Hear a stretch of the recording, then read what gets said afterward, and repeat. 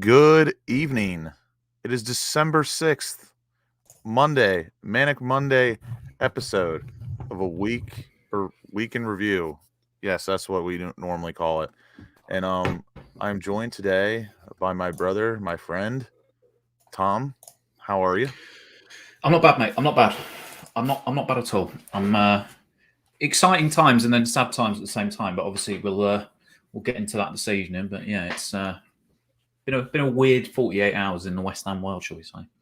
It's been absolutely banana land, if you ask me. I mean, how old do you think, or what age do you think we have to get to like fully just understand that? I mean, we already understand now, but like I just feel like every week is just something else. It is literally a whole new box of chocolates.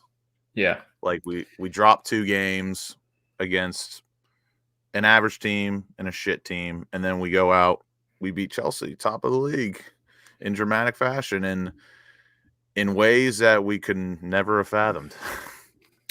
yeah. It's sorry. I know my internet is a bit dodgy. I'll just ask Rebecca to move the internet a bit closer to the window.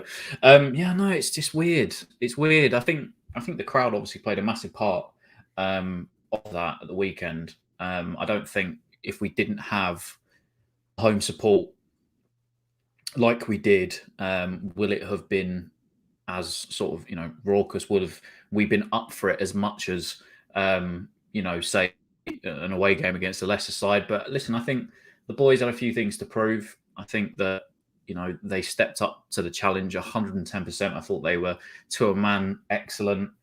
So yeah, it was a good game to watch. But obviously, bar the injuries, which is obviously kind of let everything out a little bit. And obviously, we're kind of waiting back to hear about Zouma. But no, it was some brilliant performances. I thought Jared Bowen from minute one was just on another level. Top I think drawer. that was yeah, I think that was probably the best game in a West Ham. But that's how good I thought he was. So yeah, I think to a man, just absolutely beautiful from all of the boys. So yeah, it's decent. Yeah, I said yesterday on James's show that I think Keep James keep Bowen. talking. I'm going to quickly reset my internet. I'll be literally about 30 to 45 seconds. Okay, give me 30 seconds tops. I'll, All right. you're good. I'll keep the thought going. Okay. Keep the And we got some people in chat. James, how are you, my brother? Much love. Gary, how are you, pal? I hope all is well. If you guys got anything you want to say, anything you want to ask, just drop it in the chat. I'm a freestyle for the next minute or so. But man, what a weekend! What a weekend! West Ham win. My Pittsburgh Steelers win in dramatic fashion. You cannot beat a double chicken rat dog winner, is what I like to call it. I stole that line, but everything's cool. We are gonna wait for Tom and wait for some more people in the chat. All right, let's pull this up. Hold on.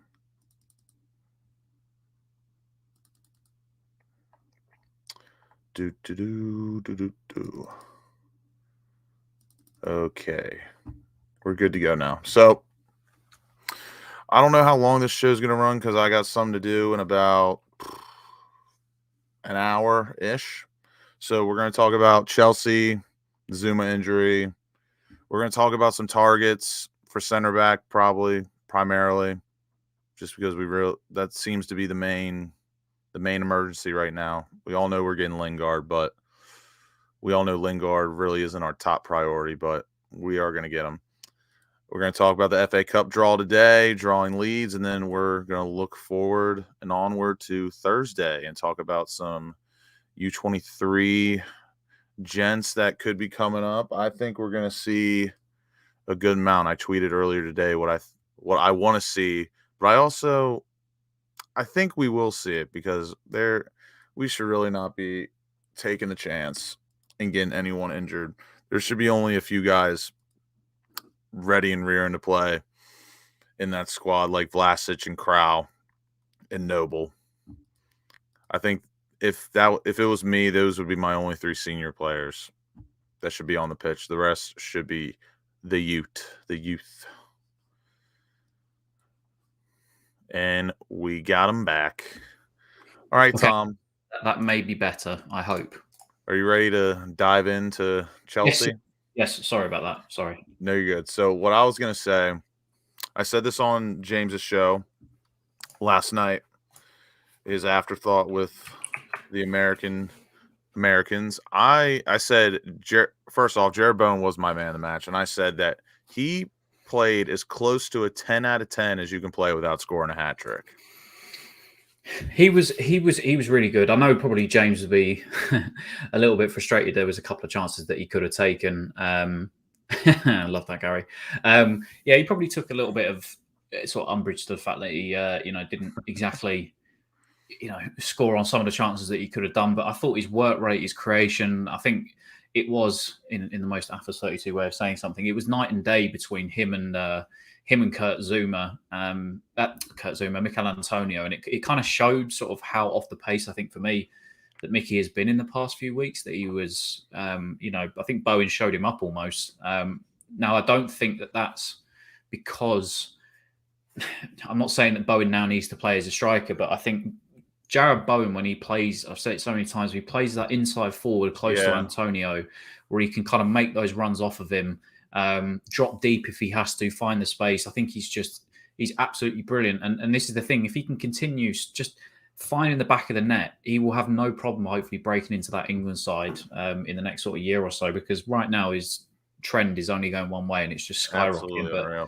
I think you're right. He was literally maybe one goal away from just a 10 out of 10 performance. I thought he was absolutely superb. Yeah, obviously it doesn't have to be a hat trick, but if you have 3 goal contributions, I mean, that basically should warrant a 10 out of 10.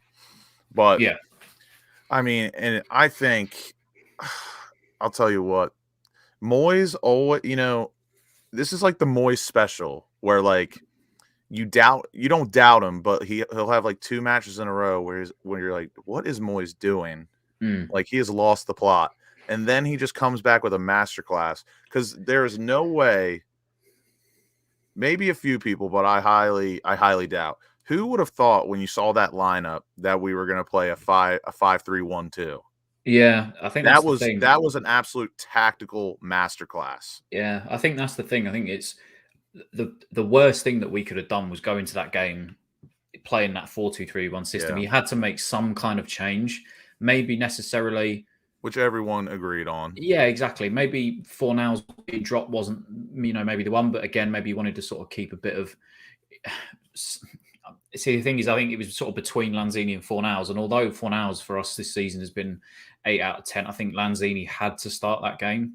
So it was kind of either or, but I'm glad Manu did and obviously deserved his goal as well. But when you're playing like that narrow of a formation, I definitely think that that's Lanzini's time to shine rather than Fornals. Yeah, well, I think especially in the second half, and once sort of Johnson went off and Masuaku came on, they definitely tried to expose Chelsea's fullbacks by pushing. I mean, our fullbacks were so high up the pitch, especially towards the latter end of the game when we were sort of chasing to try and get a winner. They were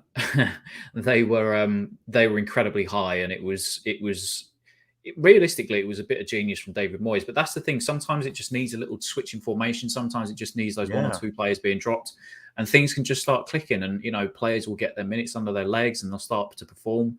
But no, I thought it was absolutely brilliant. And I thought that could have been. I don't know. To me, that was a big change, because I wouldn't say like philosophy wise or even tactics wise, it changes a lot going from 2 wingers to 2 strikers and then someone in the hole. But like that can go south quickly if you don't, if you're not keeping the same principles and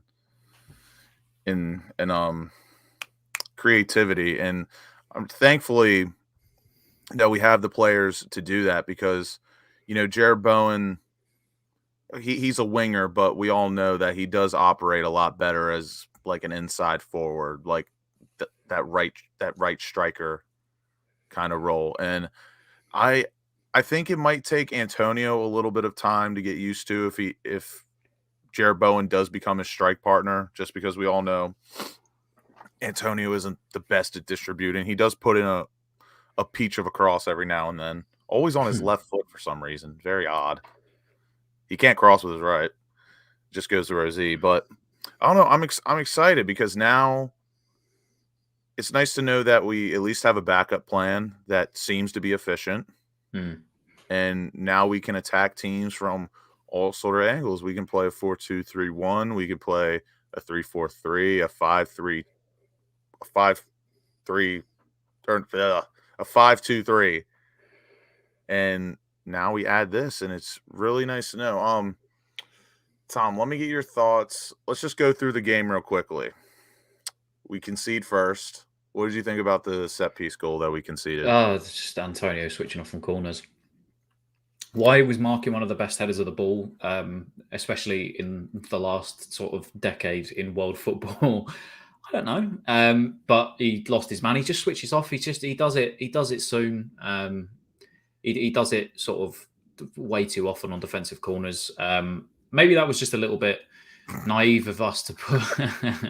Maybe that was a little naive of us to sort of leave him marked with silver because he was just called ball watching at the end of it, and it was a great ball and it was a great header down from silver. That's what they always teach you as a kid. If you're not going to pick your spot, always head it down to make it tough for the keeper. So yeah, it was a good finish, but I think at that point, sort of Chelsea were in the ascendancy. I thought it realistically going in at 2-1 at half time, I think was kind of where the game should have been. I don't think we were exactly.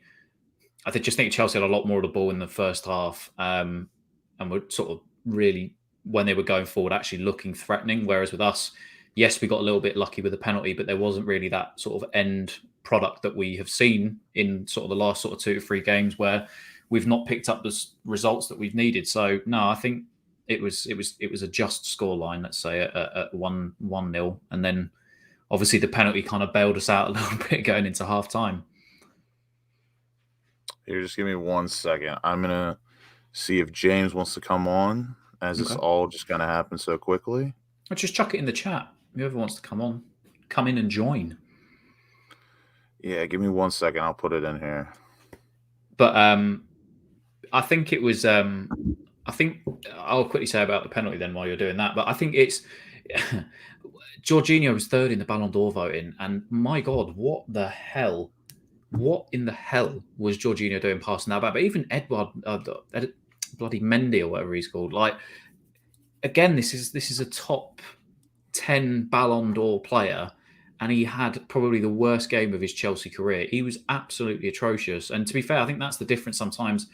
See, usually at the start of the season, I think that would have been Mikel Antonio that will have been putting the pressure onto the keeper and would have been sort of doing that role of what Bowen was doing. But thankfully, Bowen, I think the difference between him and Antonio is he reads the game a little bit better, and he put himself in a fantastic position to obviously intercept the ball. And then obviously it was a stonewall penalty. And then obviously Lanzini goes ahead and buries an absolute wonder penalty, and it sort of brought us back into the game. Let me tell you, Lanzini, I didn't know he had that shithousery in him. I didn't think he was an absolute shithouse like that. Listen, but you don't live and play for an East London club for 6+ years and not learn how to be a little bit of a bastard sometimes. I mean, listen, he's played with Payet, who's a bastard. He's played with Arnie, who's a bastard. He's played with them all. But I absolutely love that because, to be honest with you, I didn't actually realise that Reece James had said something to him. It was only in the pictures after the game where we saw that he'd obviously screamed and shouted. So I saw on the highlights. I saw on the highlights that Reece James, because I mean it's a form of art now to just stand in front of the penalty taker for as long as the ref allows you. I saw the master class of that when it was USA Mexico, the second game of the year. Oh, Tim Krul used to do it all the time for Holland when he was in goal for saving penalties. He just used to be an absolute shithouse standing in front of you doing absolutely everything. Well, even flipping Emi Martinez for Argentina when he was saying stuff. I think, I mean, it's recent bias, but I think that is my favorite recent one, just goalkeeping shithousery. I can't remember what he said to Emi Martinez said to Gary Mina, but I know it was funny as hell. There's something about his mother. Called him a pussy, I think. Yeah, it was something family based in there as well. Yeah. So, but listen, whatever he shouted, Manu is he's a tough little cookie. He's a tough character. I'm surprised he obviously understood what he said. Clearly, he knows his English quite well. And the fact that he picked out that it was Reece James, I don't know if because obviously from the picture, it doesn't look like Manu turned around to look at him, but obviously he knew that he had shouted something at him. So, listen, that's Chelsea for you. Yeah, Scummy little bastards.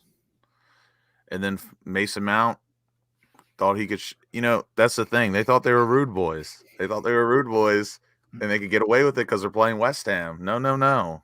I'm telling you, the open ear or ears, it always comes back to bite you every time. The thing is, he was complimenting himself as well, because when he was down in the corner flag, you could hear him physically say, "What a goal!" I mean, I said this yesterday too. No. Like, don't get me wrong, it was a good hit. He made solid contact. It was a sweet strike. But I still think Fabianski, bare minimum, has to get a finger on that near post. That's for me, especially because I was a bit of a keeper growing up. For me, that was kind of like the unwritten rule is that if you can help it, you never get beaten at your near post. And I think that was the thing. It's always harder to go across the body. Yes, it is. And I think he'd done well. To be fair, if I was him in that position, and if I was in goal, and I'm not going goalkeepers union here, but if I was Fabianski, I probably would have been expecting him to go back across the goal with a volley. It was only when he sort of open-footed it into the corner. That was why the technique was so good. Was because Gary, that's class. It's class. That's why the technique was so good, is because he sort of used the open side of the foot to guide it into the bottom corner. But if I was Fabianski, I would have been expecting it to go that way, and I think that's maybe why his reaction was goalie too, and delayed.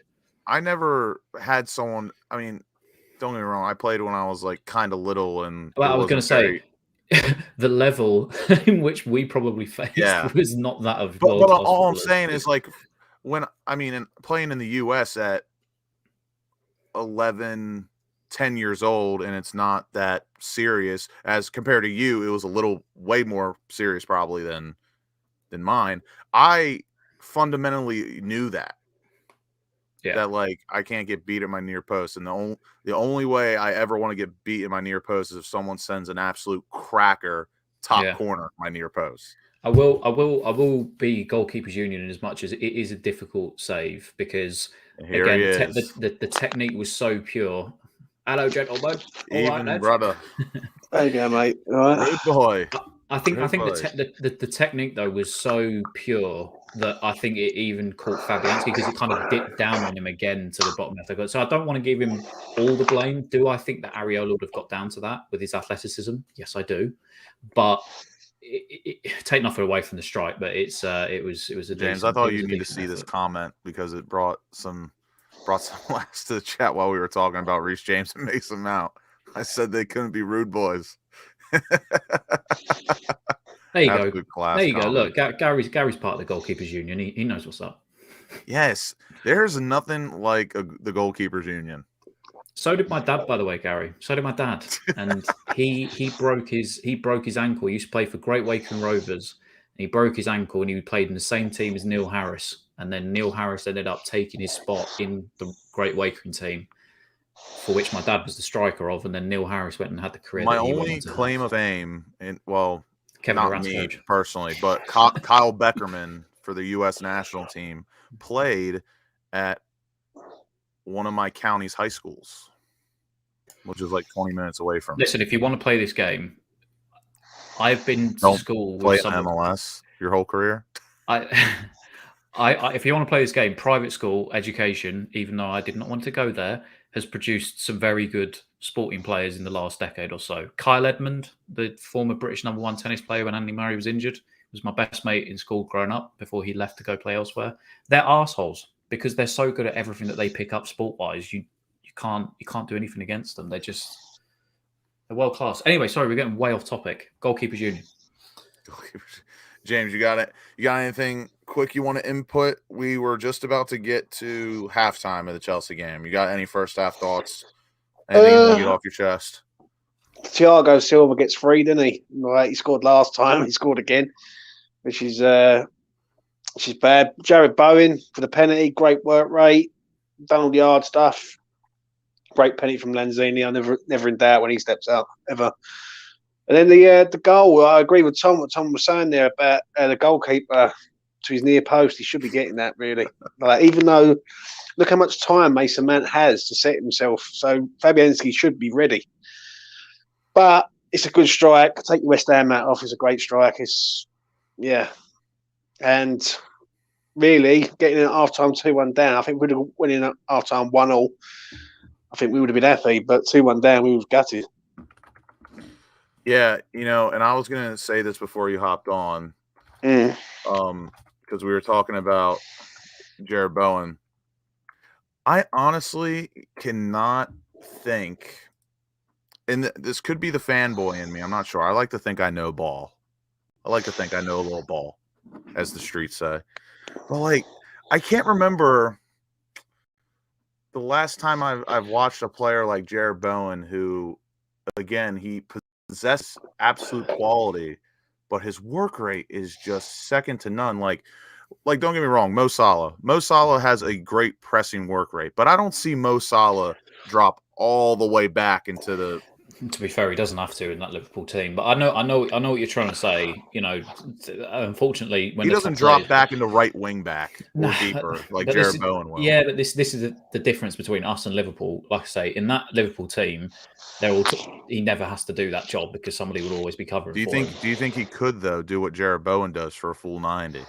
No, because I think it's the totally different players in that respect. But I think this is kind of partly the reason why David Moyes wanted to bring him in, because often with young English players that have to come from the lower leagues up, they always possess work rate that a lot of other players that are bought for big money, they just don't have, because it's kind of ingrained in them from when they were kids in the English leagues, especially sort of like, when he was playing for wherever he was playing at the start of his career before he got moved to Hull. You're taught that you can't not give 110. Like those, don't get me wrong. I know League One and League Two, they're not, obviously the standard isn't amazing, but they are tough. Yeah, exactly. They are tough games on tough pitches every single week for the full 90 minutes, and you've got to be strong enough and big enough to be able to deal with that. And that's, I think, partly the reason why Bowen works. I'll ask you this question, just because. So, I've been watching West Ham for going on seven years now, but I have watched football probably since about 2008, strictly like U.S. men's national team. That's what I grew up on. Is there a player that you can think of that possesses the same qualities as Jared Bowen and his work rate, like a player you've seen throughout your time watching football? Because I do again. What? I haven't been watching West Ham or guys, but I find it just so incredibly unique. West Ham or in general, it could be West Ham. It doesn't matter. And not any player, but like a winger. Yeah. I'm trying. It's such a wide margin because I've been watching football since 2000.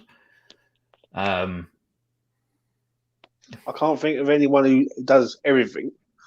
But when you look at players, you probably say, "Oh, I'm Robin," as in going forward on that side, but not defensively. I wouldn't say. What it is, it's hard with the big teams because the big teams are very rarely defending. Do you know what I mean? They're usually going the other way. They're always on someone's neck. Yeah, they're always sort of going forward.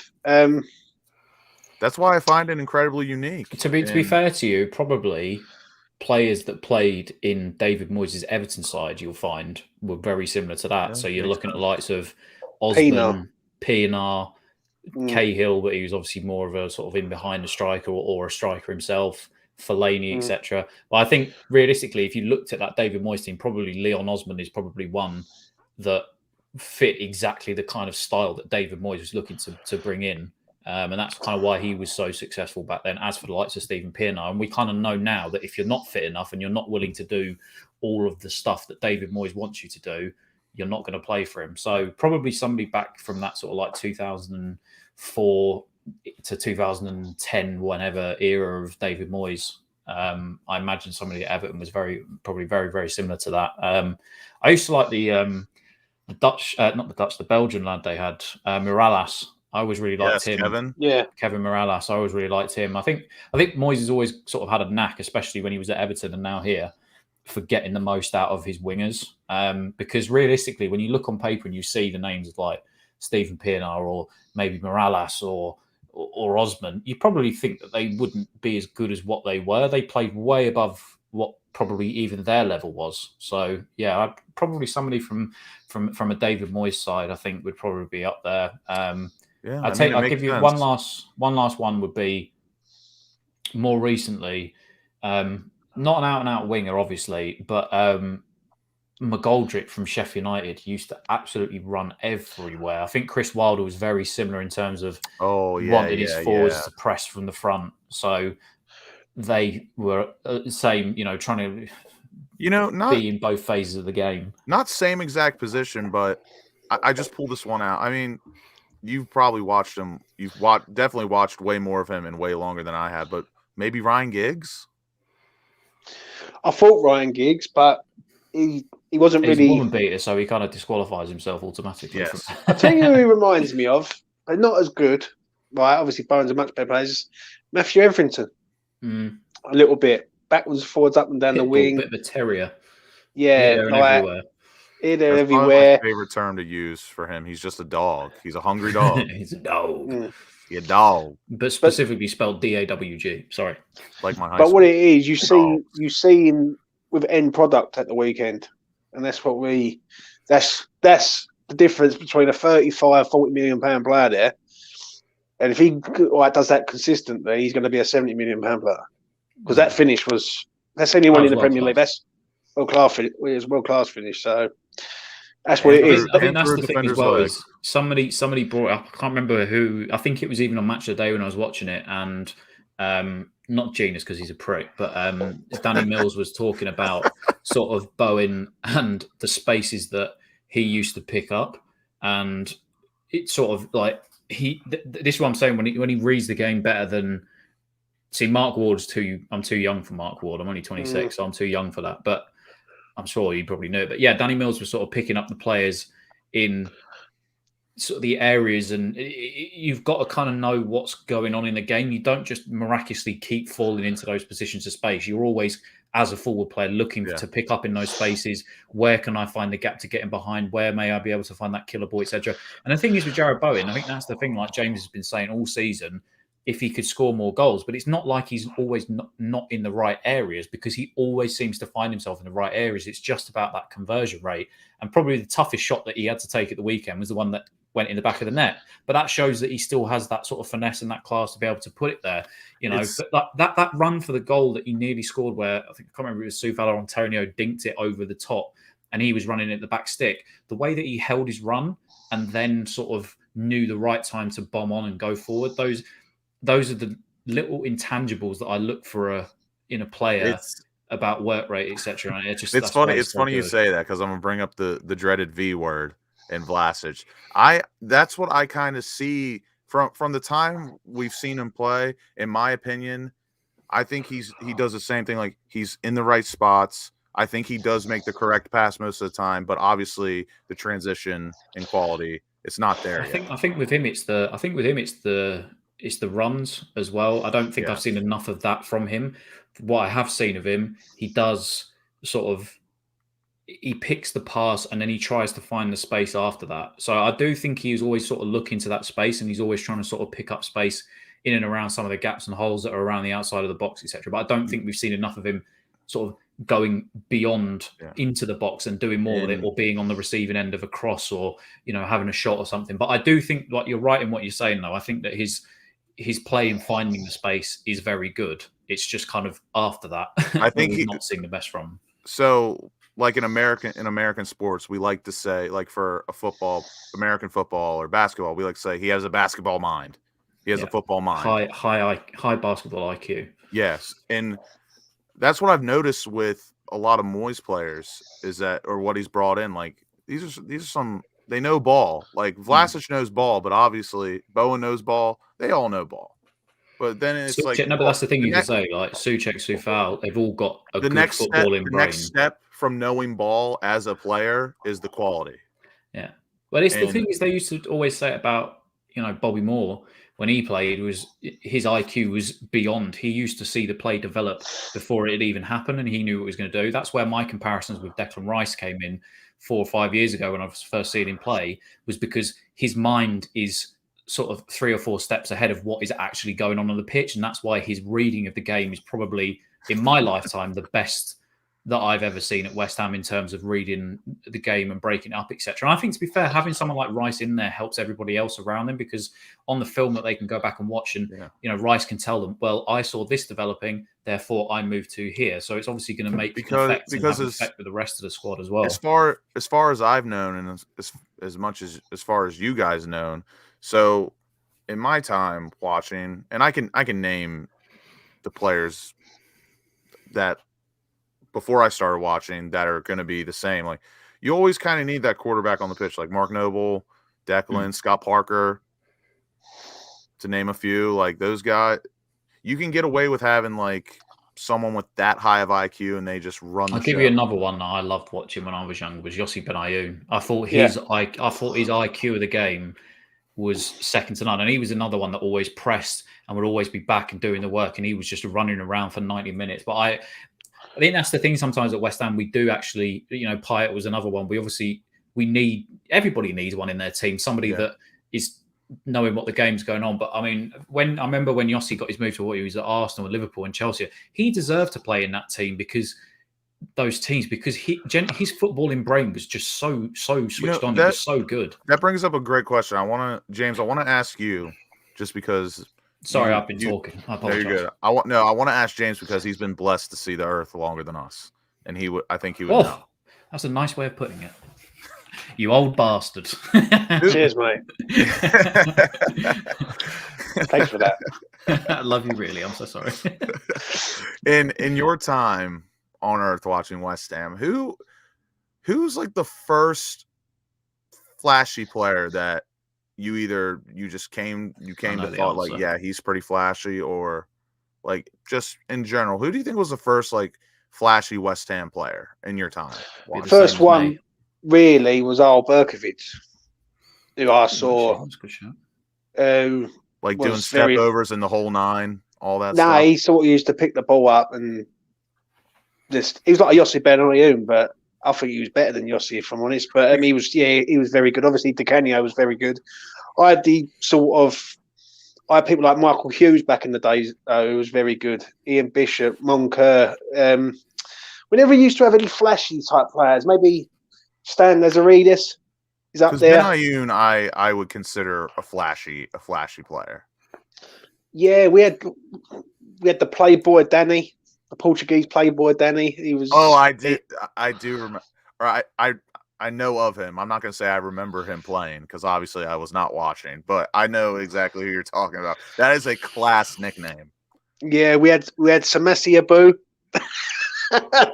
So I'm going back in the day, but no, listen. Al Bergovic for me was the first real standout, and then after that, it's got to be Paolo, isn't it? Paolo Di Canio. He was special talent, mate. Really was, and he was phenomenally good. And then you say Joe Cole. Joe Cole was a player who come in there.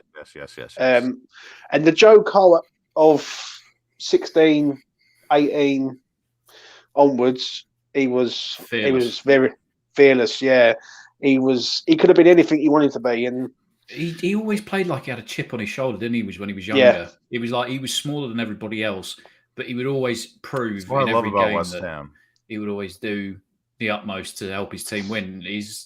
I love watching him when I was younger. I remember when my dad first took me in 2000 to Upton Park, and I was only young, but I still remember. Di Canio for me was just the thing is, we did have players like Yossi. We did have a few other sort of the gap in between, but I think the real gap was from Di Canio to almost Payet in the modern era. I don't think we saw anybody like Di Canio until we saw Payet at the club.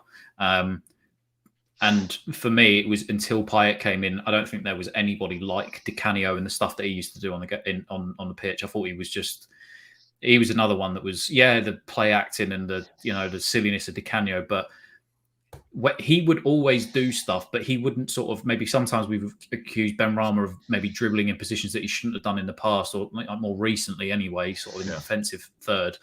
But when Di Canio pulled it out, it was only because he knew it was going to work.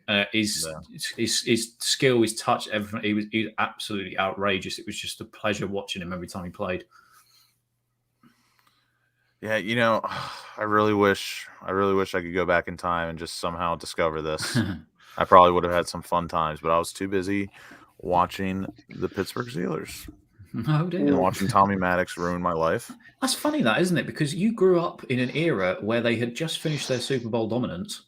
All of the Jacks, the Jack Ham, the Jack Lamberts, and then you went through misery again until the early 2010s. It's I'm sorry. I'm so sorry. Quick off topic.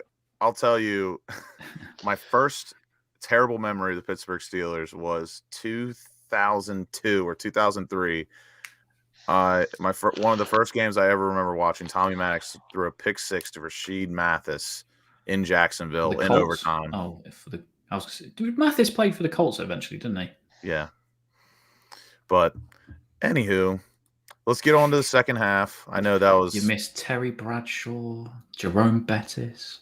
Oh, I watched that boy. That boy. That bus. That boy. He was like, that's why I appreciate He was the Mikel Antonio of running backs. Or that boy Akinfenwa. Jerome never had the speed, but my God, could he put a shoulder into somebody? He would flatten you.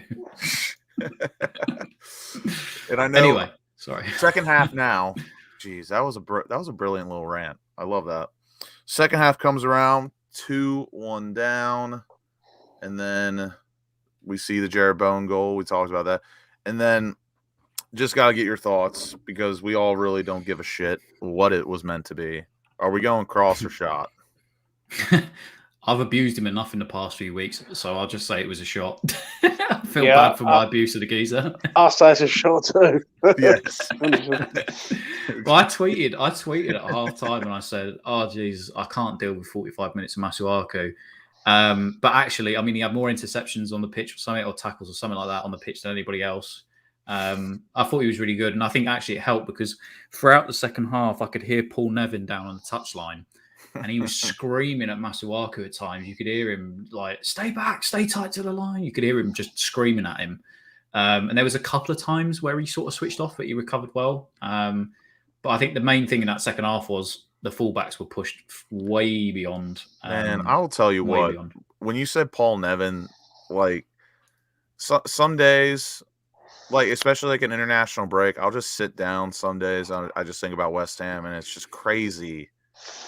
When you look at the whole squad and the coaching staff, it's just like we have so much quality that we've never coaching staff I've seen at West Ham. Yes, many years. Like we have so much quality everywhere, and the coaching staff they don't get enough recognition. Like Paul Nevin is absolutely class, and you know that when he gets the little call up from England to come into training and that's only going to benefit us as well. Yeah. I think, to be fair, that first season at the Bowling, I thought Terzic, last season at the Bowling, I thought Terzic was, I mean, obviously went on to be Dortmund manager, but there was another bloke that we had who looked like he should have been, been on trial for frigging war crimes or something in Crimea. Like he was just deadpan in the eyes and he just looked like he was going to kill.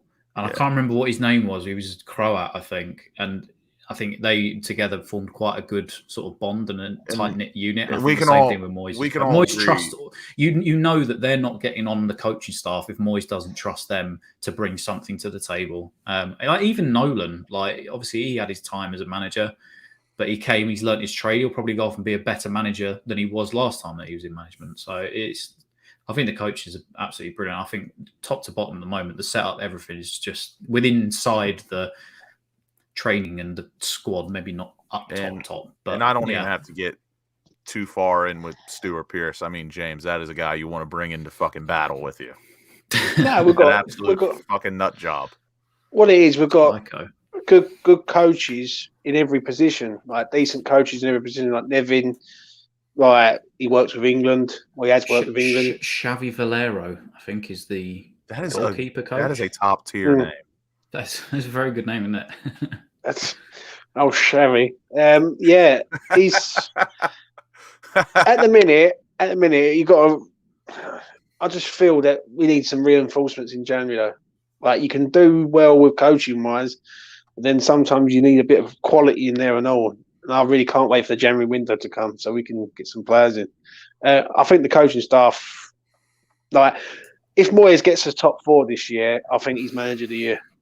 On that budget. I did tweet the other day that get him a statue, and it is a joke, but I mean, that would just be absolutely incredible, wouldn't it? Like, obviously, when you give someone a statue, like they've got to do something great. I mean, to be fair to you, I think the likes of Ron Greenwood and that deserve a statue before Moyes. Yeah, but, yeah. No, I get the that. The problem is, I don't want us to be like Spurs as Spurs carry on. Yes. Like, do you know what I mean? Like, I want to, like, how can I put this? Finishing 4th is a great achievement, especially with the budget. We want to do more or stay consistent. Yeah, but what I want to do is see us win something, and if we can win something, then give him a statue on every corner of Stratford. But until that time, I don't think. I think Moyes is doing a great job. I don't think he deserves a statue just yet until he's won something. If we win the Europa League, Lucas, right, and that's the first time in about 45 maybe years, then he deserves everything he gets. To be fair, actually, I didn't know. Sorry, really quickly. I still don't think we're going to finish top 4, but I'm also doing that as a reverse jinx because James knows I'm a betting man and I'm very superstitious. So I'm just going to still hold out on my top 4 dreams.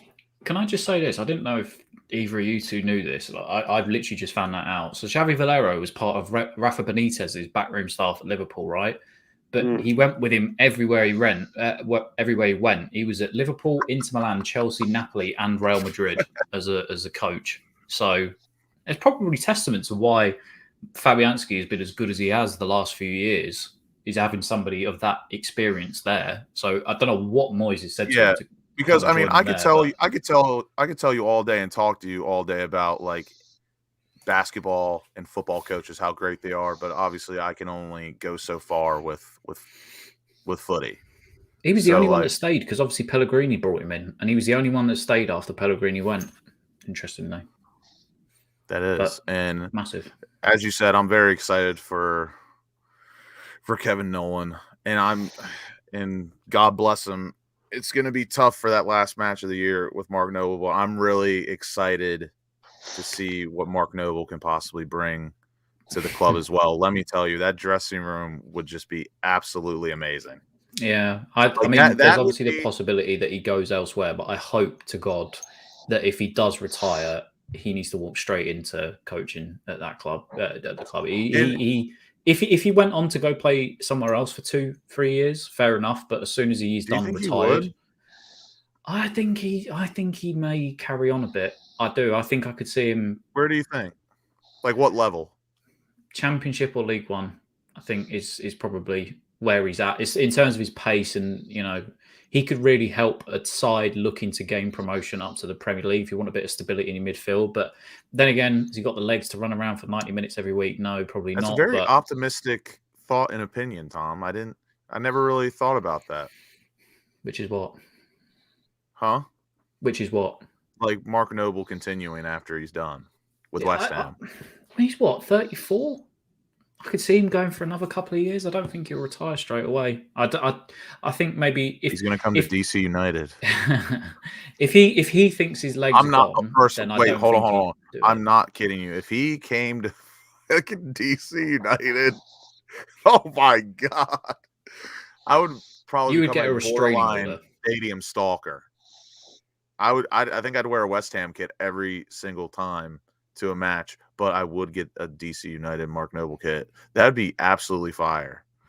James, now I want to ask you that because that is a very interesting thought from Tom. Do you think Mark Noble would play anywhere else, like any level or whatever, after he's done with us, or do you think he's just going to go straight into the back room? He's going to the backroom staff, mate. He's going to be one of the managers at the younger level, I reckon.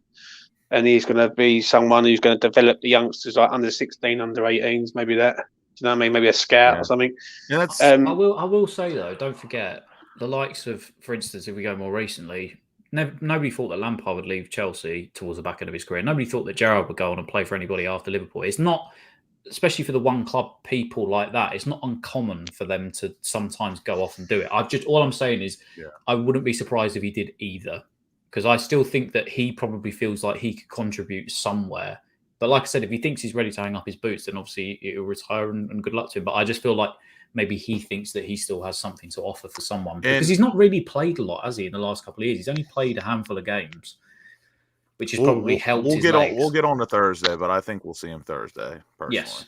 But James, I also want to ask you that, and this is a question for you, Tom, because I know you got your badges, mate. I got them, my badges. But just a quick question: are usually, if there's coaches that are involved with the youth teams, so U18, U23, are they also involved with the main squad? Is that possible? I think the only way that they would come and be involved with the main team is if the 23s, sometimes they will move the 23s up and test them out in squads, or sometimes the 23s and the first team will train together. But I think they're more specifically.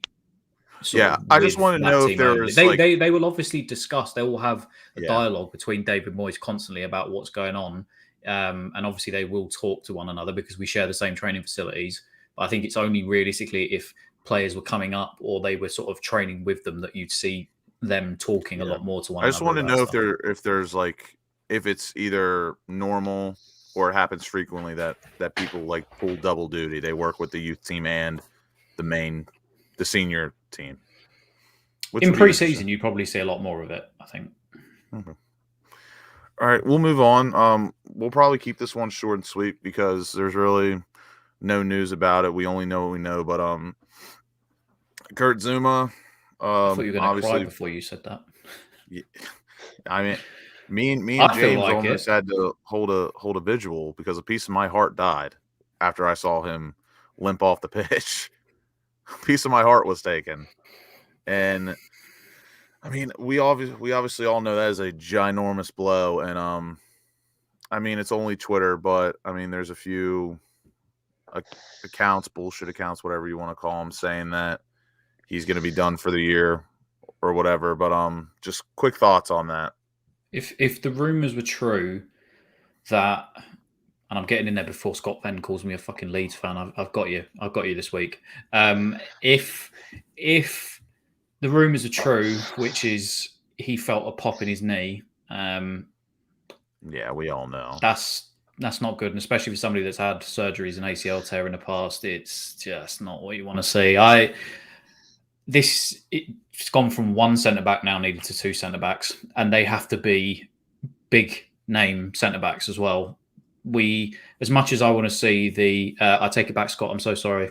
What's up? As long as they are of the same caliber as Zouma that can slot in, this is why I need to be seeing the likes of Coletta Carr. I need to be seeing.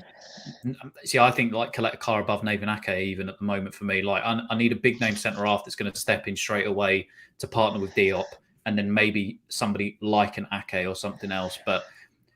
It's so understated the impact that Zouma has had on us this year. I mean, losing Ogbonna was bad enough, but you've lost your two main starting centre halves. It's almost like what Liverpool had the other year. You know, they're such keys to how we play, and defensively we've been so sound under them.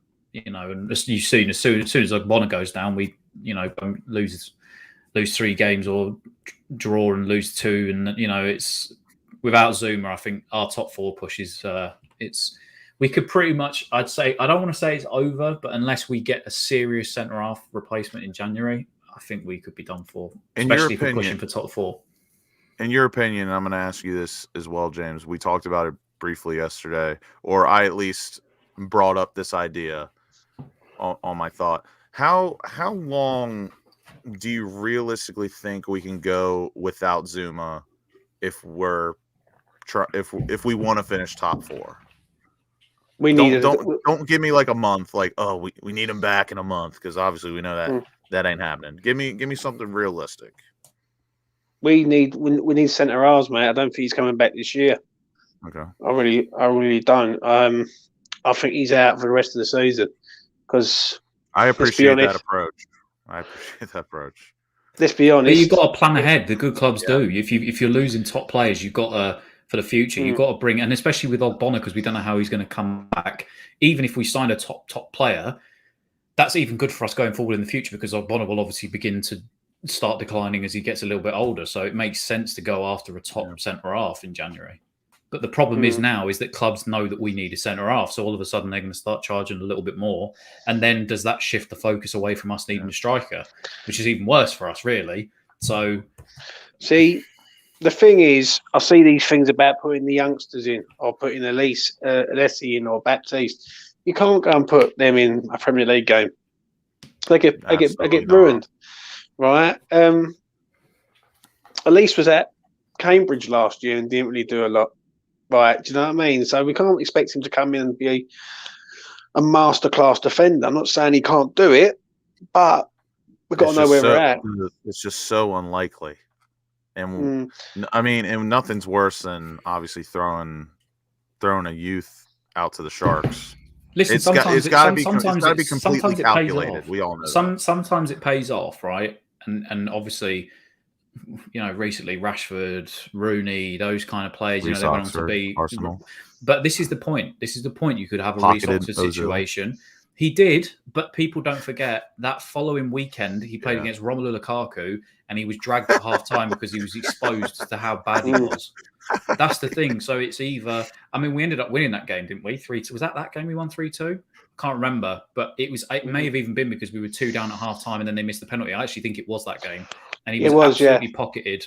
And then, you know, it's like, right, we'll come off then, you know. And only if you've got the mentality like a Declan Rice. And I remember at the start of the season, we played away a couple of years ago at Liverpool. The first year we signed Allaire and Anderson. We were 3 down at half time and he dragged Rice at half time, Pellegrini did. So it's really, if you've got the mental attitude to come back and improve on that. But obviously we don't know with these guys. So if we are going to start bedding them in, they need to be playing here, there, and everywhere. So yeah, it's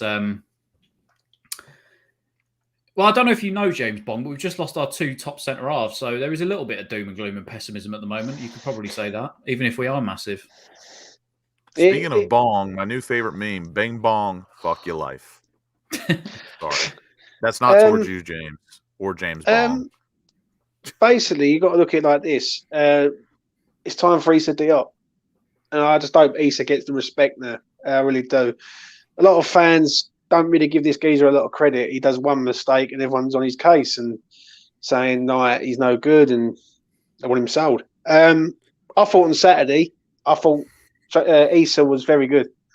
Right, people think the fan base is split with Issa, and I understand why, but for me, I think we're lucky with the fixtures. A lot of the games are local: Watford, Arsenal, Southampton's at home, Norwich is at home.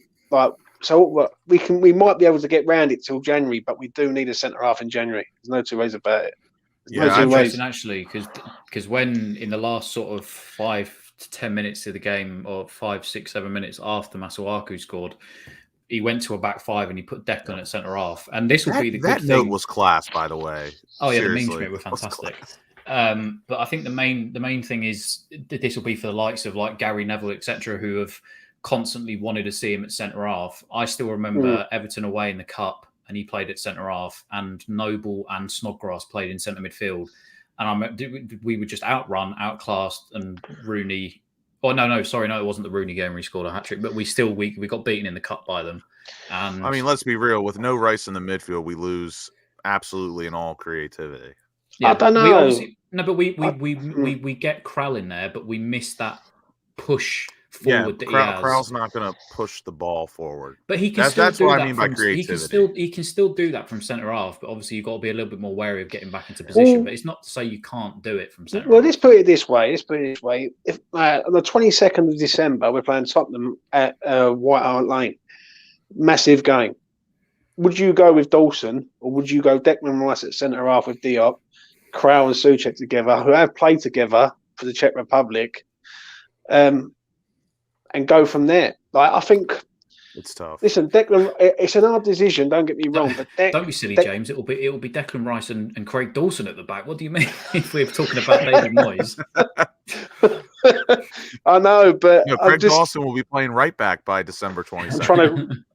I'm trying to be positive on it, but what we want and what David Moyes does is always completely different.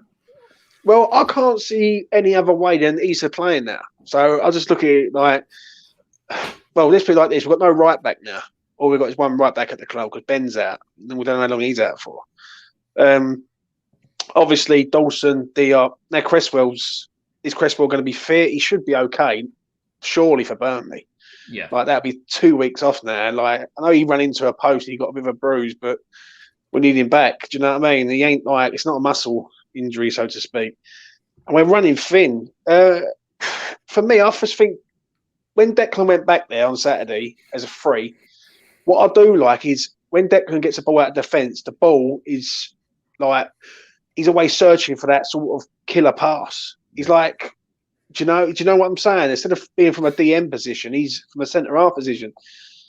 And I want to see Krell, mate, because I know Krell's a really, really good player. And for me, I just don't understand why Krell hasn't played. But whatever he does next, let's be honest, if Noble comes in for Krell, then there's no future for Krell, is there? No, let's be honest. That's why his time will be done at the club if he comes in. I'm super excited for Thursday, and we are going to get into that. When we get new players and we don't see them play, I do look at it, or even when we sign players, I always look at it just like a Christmas present. Like I can't wait to see this guy do something. I just want to see him on the pitch, and unfortunately, we have a manager that is not so.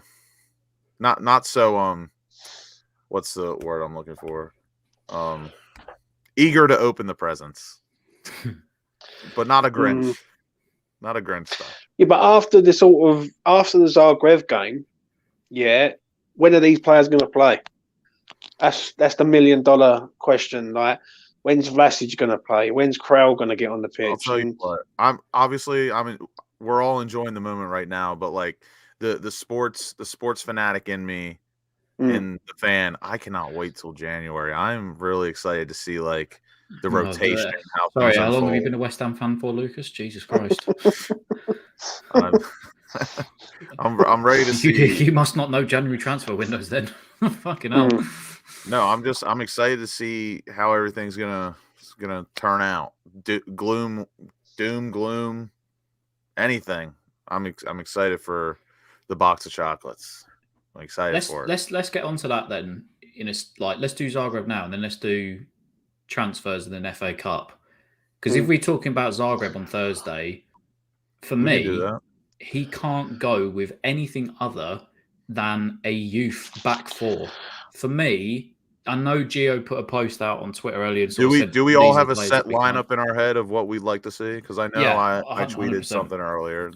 I don't even think he's got enough youth players to go for a back four. I think he's got. Lucas, if you go on Gio Mackey's Twitter, he did a post of which players can actually play. And if you go on the Europa League website, that's also it has all of our eligible players. All right, let's have a look. But I will check Gio's tweet out because I'm a stand-up guy.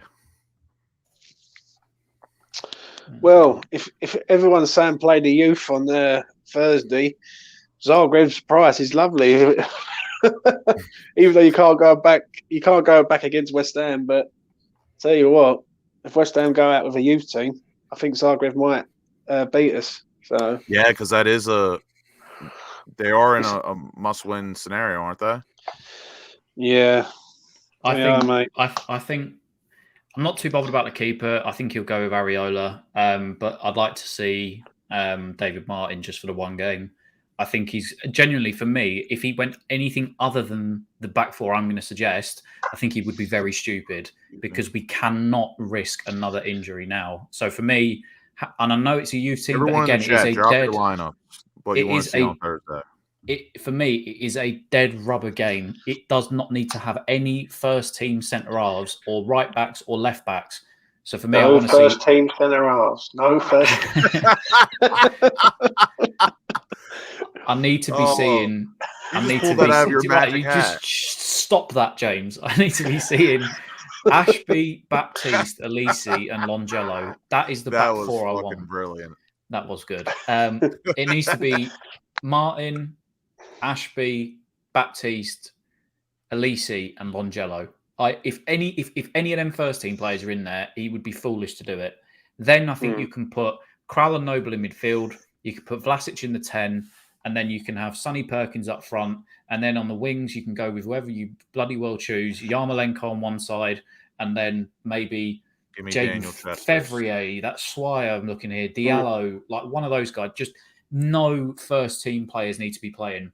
Okaflex isn't registered for some reason and can't play in the game, which is annoying because obviously he scored a hat-trick today. But that back four needs to be entire youth team. He would be foolish to put anybody else out. And the thing is, some of these kids, it'd be very good experience for them. Yeah. Like it'd be very, very good for them. And listen, they have earned their chance to try and do something because they are going so well. All our youth teams right now are absolutely popping. I'll use that for a word. They are popping. Would you play Krall? Would you play Krall centre half? No, because then who's playing midfield then with Noble unless it's one of the youth team like Chester's or something? Yeah, you can go Noble and Chester's, Krall at centre half with someone. Krall has played centre half. I know, but I really want to see Krall in his more natural position. I agree. I'll put my lineup out real quick. So I went with. I really do think we'll see David Martin on Thursday. I think that has to be done. I know. Ariola's got his big game coming up soon. Yeah, I know the whole Areola thing, but I really think we should see David Martin on Thursday because he's been my favorite term. He's been an absolute class act. Been a good ambassador, and I mean, great story. We all know. I still cry at the Chelsea highlights to this day. Longello at left back, Baptiste left center back, Elise. Is it Elise or Elise? Elise.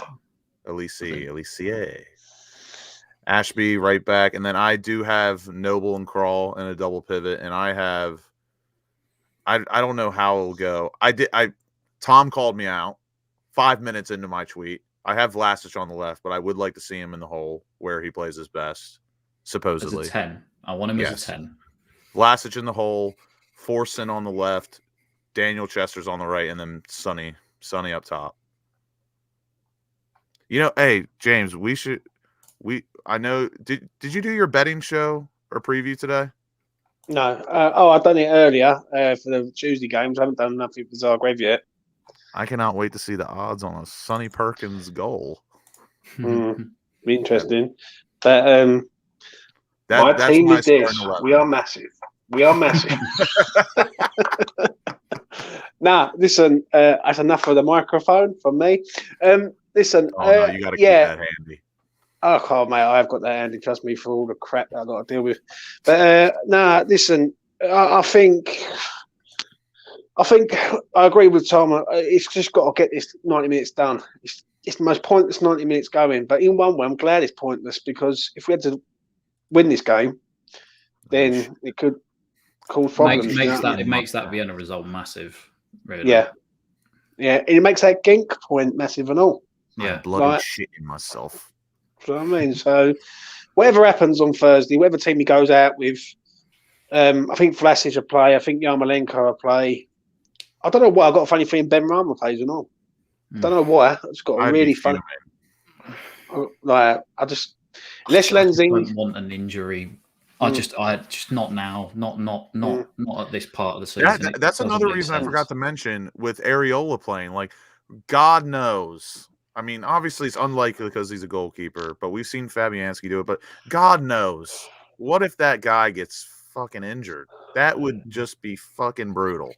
Thing is, as well, you've got the 5 sub rule, so all of the youth team players, if he does that, are all going to get a chance to come on and just show a bit. The thing is, I trust David Moyes implicitly, but I would be shocked, especially after that Zouma injury. I think he has to know that he cannot risk another injury, especially Fredericks is out.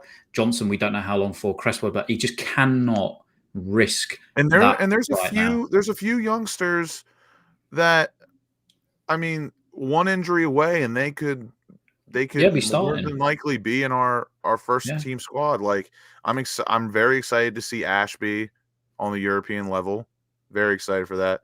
Longello, he again left. I remember left when back. he came on a few years ago, actually, in the it was a Carabao Cup game potentially, and he looked very good, Yes. very attacking So fullback. Ashby, Longello, two guys that could easily come into our first team because of an injury crisis.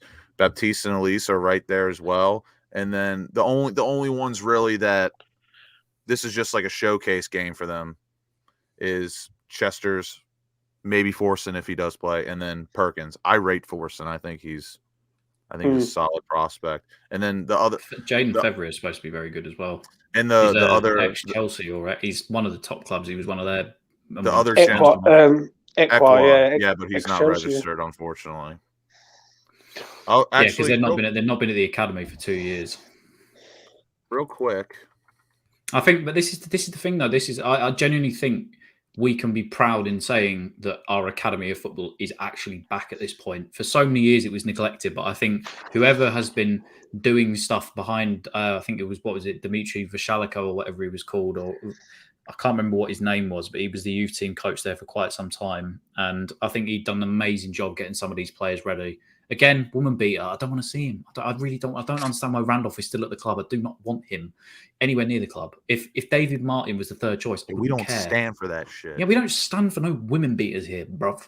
Okay, but no, I genuinely think the Academy of Football is back, and some of these players I think that will go out and play on Thursday night will be ones for very, very good. Yeah, I think there is so much talent at the moment in our youth team that any one of them players I would be happy to sit and watch a full 90 minutes for. It will be a breath of fresh air to watch an entire younger team. That's going to be a that'd be a nice again. That'd be a good game for like the £1 tickets for the kids. But are they good enough? Don't get me wrong. Some of them are very good enough to come into the first team, but do we have two good enough centre halves to come in and play against Premier League opposition? Would you say? Oh no! I'm saying we still need centre halves in January, but I think I think for me, obviously Baptiste is the younger of the two. I think he's 17, 18 still for Baptiste. He's left-footed. Yeah, I think he for me is the one that I am really, really wanting. If there was one that I thought could come in straight away and potentially do something, it would be Baptiste, because he's a proper ball playing centre half.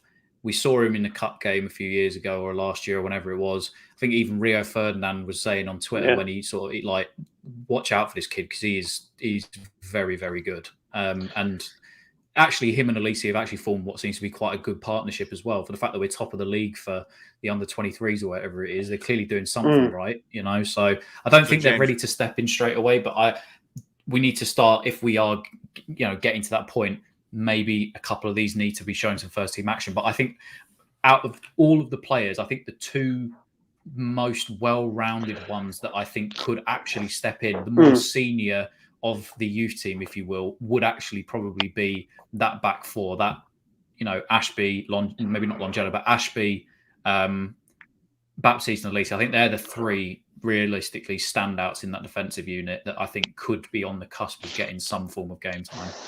So what is it that both of you are hoping to see on Thursday from our youth? And real quick, just for everyone in the chat and us, just in case, I'm going to read off the youth players that are registered to play for us, just so everyone's not confused. We're going to start with goalkeeper. We got Christian, is it Hagi? Hajayi or Hagi. Hajayi. And then Jacob Nightbridge. What a hell of a name. That is a baller. He knows ball. I know he knows ball. I know you know that I know you know. He got game. And then Alicia, William Greenridge or Greenidge. That's too English for me. Harrison Ashby, Emmanuel. Get on with it, Lucas. Get on with it. And now to our midfield. Bernardo Rosa, he's still at the club. Jeez. Daniel Chesters, Keenan Forson, Freddie Potts, and then in the final third, boy. Yeah. We have Diallo, Frevrier. Not left back like his dad. And then Kamari Swire, yeah. And then that boy, Sonny Perkins. Dat boy. I guess I'll start. What am I expecting on Thursday?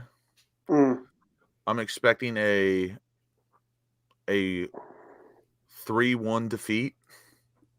Sonny Perkins bagging me some money for his goal. I'm just excited to see how our youth, or hopefully 5-6 youth players get on against a run well-oiled European side. Do you know what? I just want to see how the PL2 stacks up against a good European team. I may be way off the mark in what I'm about to say. I actually think I'm a bit Thank you for the advisory. I think if those boys start, I genuinely see us winning. And do you know what? It is dead rubber. I could give a shit if we won or lost. But I have not been this excited about our academy since the Lampard, Joe Colt, those days. This is as excited as I have been for some time. And I genuinely think that some of those players, when we have seen them play like that, Harrison Ashby, marauding runs up and down, up and down, up and down. You know, there's something about these players that I think if they get that chance, especially for the fact that if we were away, it would be a different kettle of fish. Yes, but the West Ham fans, listen, the amount of times that we've said it, the West Ham fans will always give. If a youth team player came in and played for 90 minutes and didn't have necessarily a good game, they would be more respected and cheered on for the crowd than, say, for instance, a 40-45 million pound player came on and throw in an absolute stinker. Sure. They will deploy the boys and they will back the boys, is what I would say. They will be deploy the boys, baby. They will be behind them more than any other player on that pitch because of who they are, because of what it means for the academy. And if that's the case, I genuinely could see us nicking it 2-1. James, what are you expecting on Thursday, or what do you want to see? I want to see young talent. I want to see players that look like they could break into the team. I've seen it before with youngsters, and Tom will probably vouch for this. And we thought big things of them, and when they've been on the big stage, they haven't delivered. Meepo last year, his chance, and I'm really sad about that. I still think there's something there for him. Yeah, I just don't think he was ready at the time, and we will know on Thursday who's ready for coming in and who's not. Harrison Ashby, he's a really decent player. I do like the look of him, and we might need a right back because at the minute because we're running out of players on the right hand side, and no Fredericks, no Ben Johnson now. We've only got Kafal there, so yeah. But I don't know. As long as I don't know what to expect, really. It's either going to be a Zagreb comfortable win, or West Ham will turn up and mix it up and get the job done. Do you know what I mean? Do you know, this is the most excited that I've ever been for a dead rubber game because of some of the youth players that we're hopefully going to see. I'd say that I'm the most excited about seeing some of these boys. Yeah. Oh, boys, say this novelist 3 times fast.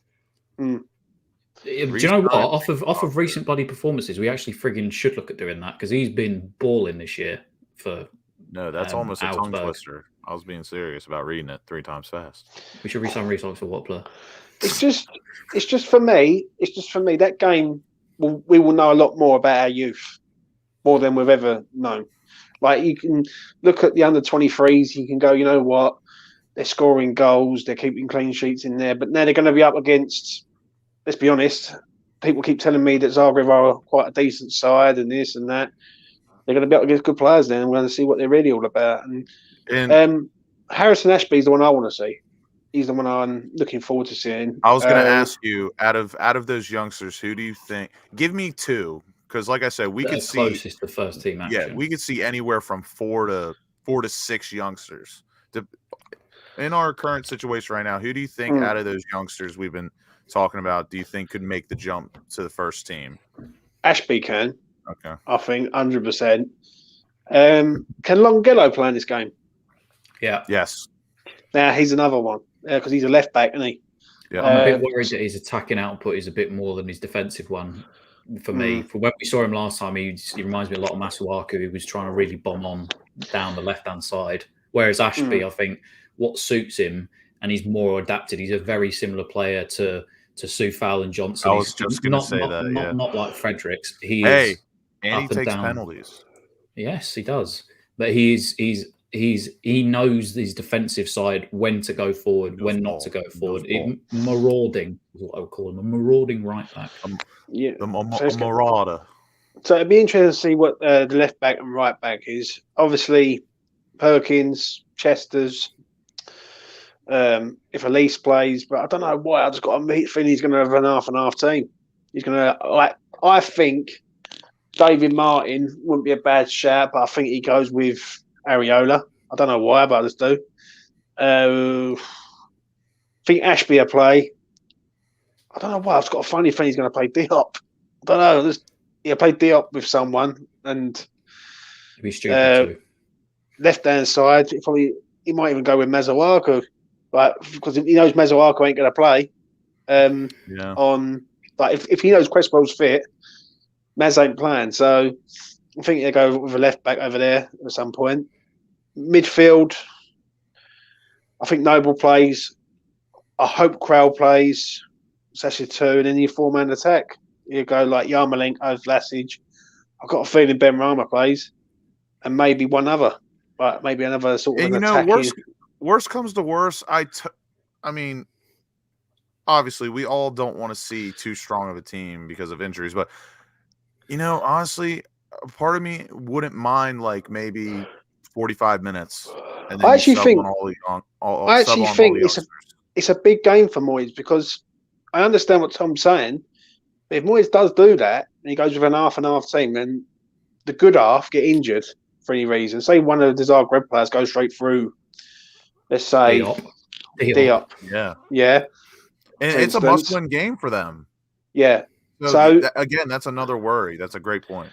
So it's a big call from Moyes. This is going to be, so far this season, it's going to be one of his biggest calls, I think. Because I don't know why. I've just got a feeling he's going to mix it half and half. I don't see him going ultra youth, because I think they do get money for winning per game in the Europa League. I'm pretty sure. So, probably. It's a couple hundred thousand. It's not in the millions like the Champions League. It's a couple 100K. Yeah. So I don't know. It's a big call from Moyes on Thursday. It really is. All right. I totally agree. Should we jump to FA Cup? Yeah, let's do that on transfers. FA Cup draw. If nobody knows, we drew Tom's favorite club, Leeds. Tom's favourite club, Leeds United. You know what I mean? Marching on together. What's their nickname? The Lily Whites. The Lily no, that's Whites. Tottenham. That's Tottenham, isn't it? No, what is their nickname? The Railwaymen, I think it was called. That's all the time. Service crew. Lily Whites. Come on, you service crew. That's their firm name. Yeah. Whites, I think.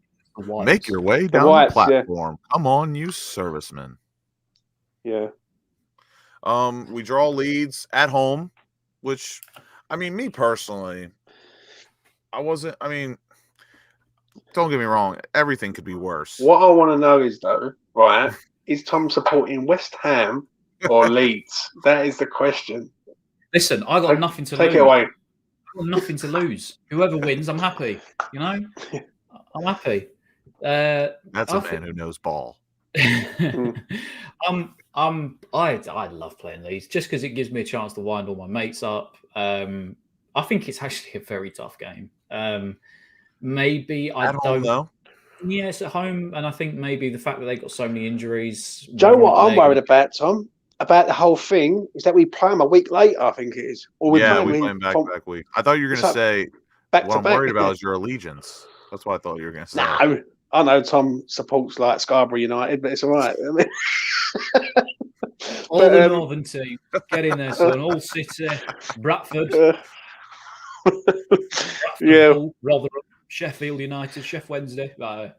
Go on, Wednesday. That's the right proper Yorkshire accent coming out of him. But no, listen, I do. That's the only thing I do worry about is the psychological side of it.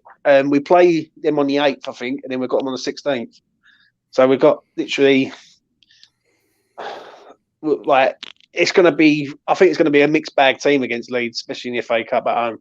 This is how I think it will go. I think so. My thoughts, my initial thoughts is I was like boring. Like when it comes to the FA Cup or any cup competition, I do like playing like not just because it benefits us. Well, it really doesn't because we did get turned over by Oxford. But I do like playing the lower league teams just because it's like I don't know. I just find it. I don't. Do you know? I despise playing the lower league teams because you've got more chance of getting upset by the lower league team than you do. Yeah, I agree. I just like Prem team's more likely to rotate than. I just thought the FA Cup was always so cool because obviously in America, like the closest thing we have to that is like in the NCAA college basketball tournament. Yeah. And but I think the thing you got to realize is with Leeds, I always thought that was sick.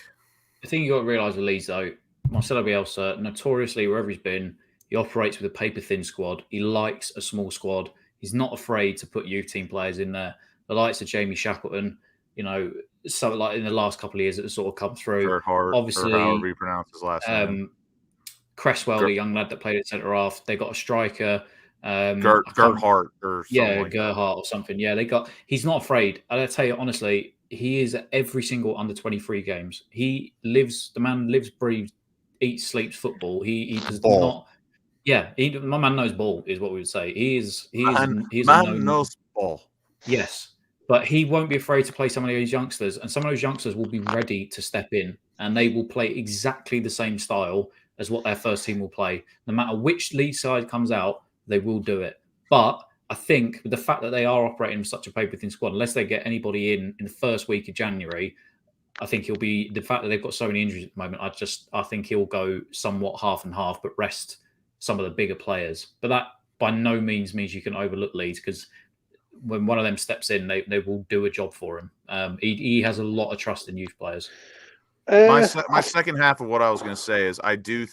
This will be my final thought on it, and I'll let you take over, James. I do think that one, I did think it was boring that we got Leeds, but two, someone did make an interesting point today. It could benefit us. We play them in the Premier League first, correct? No, the FA Cup. FA Cup first. Yeah. Okay, that's brilliant. I think what he'll do, and I saw this on Twitter. I can't remember who said it, but credit to him or her.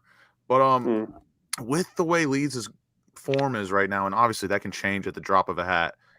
I mean, Leeds are not in a great spot right now, and it doesn't matter. It doesn't. To me, I know Leeds. I could see a weaker side playing. That's just Tom knows Leeds. He's got a season ticket. How hard it is to get a ticket in the home end of that place, right? What's the ticket lady's name?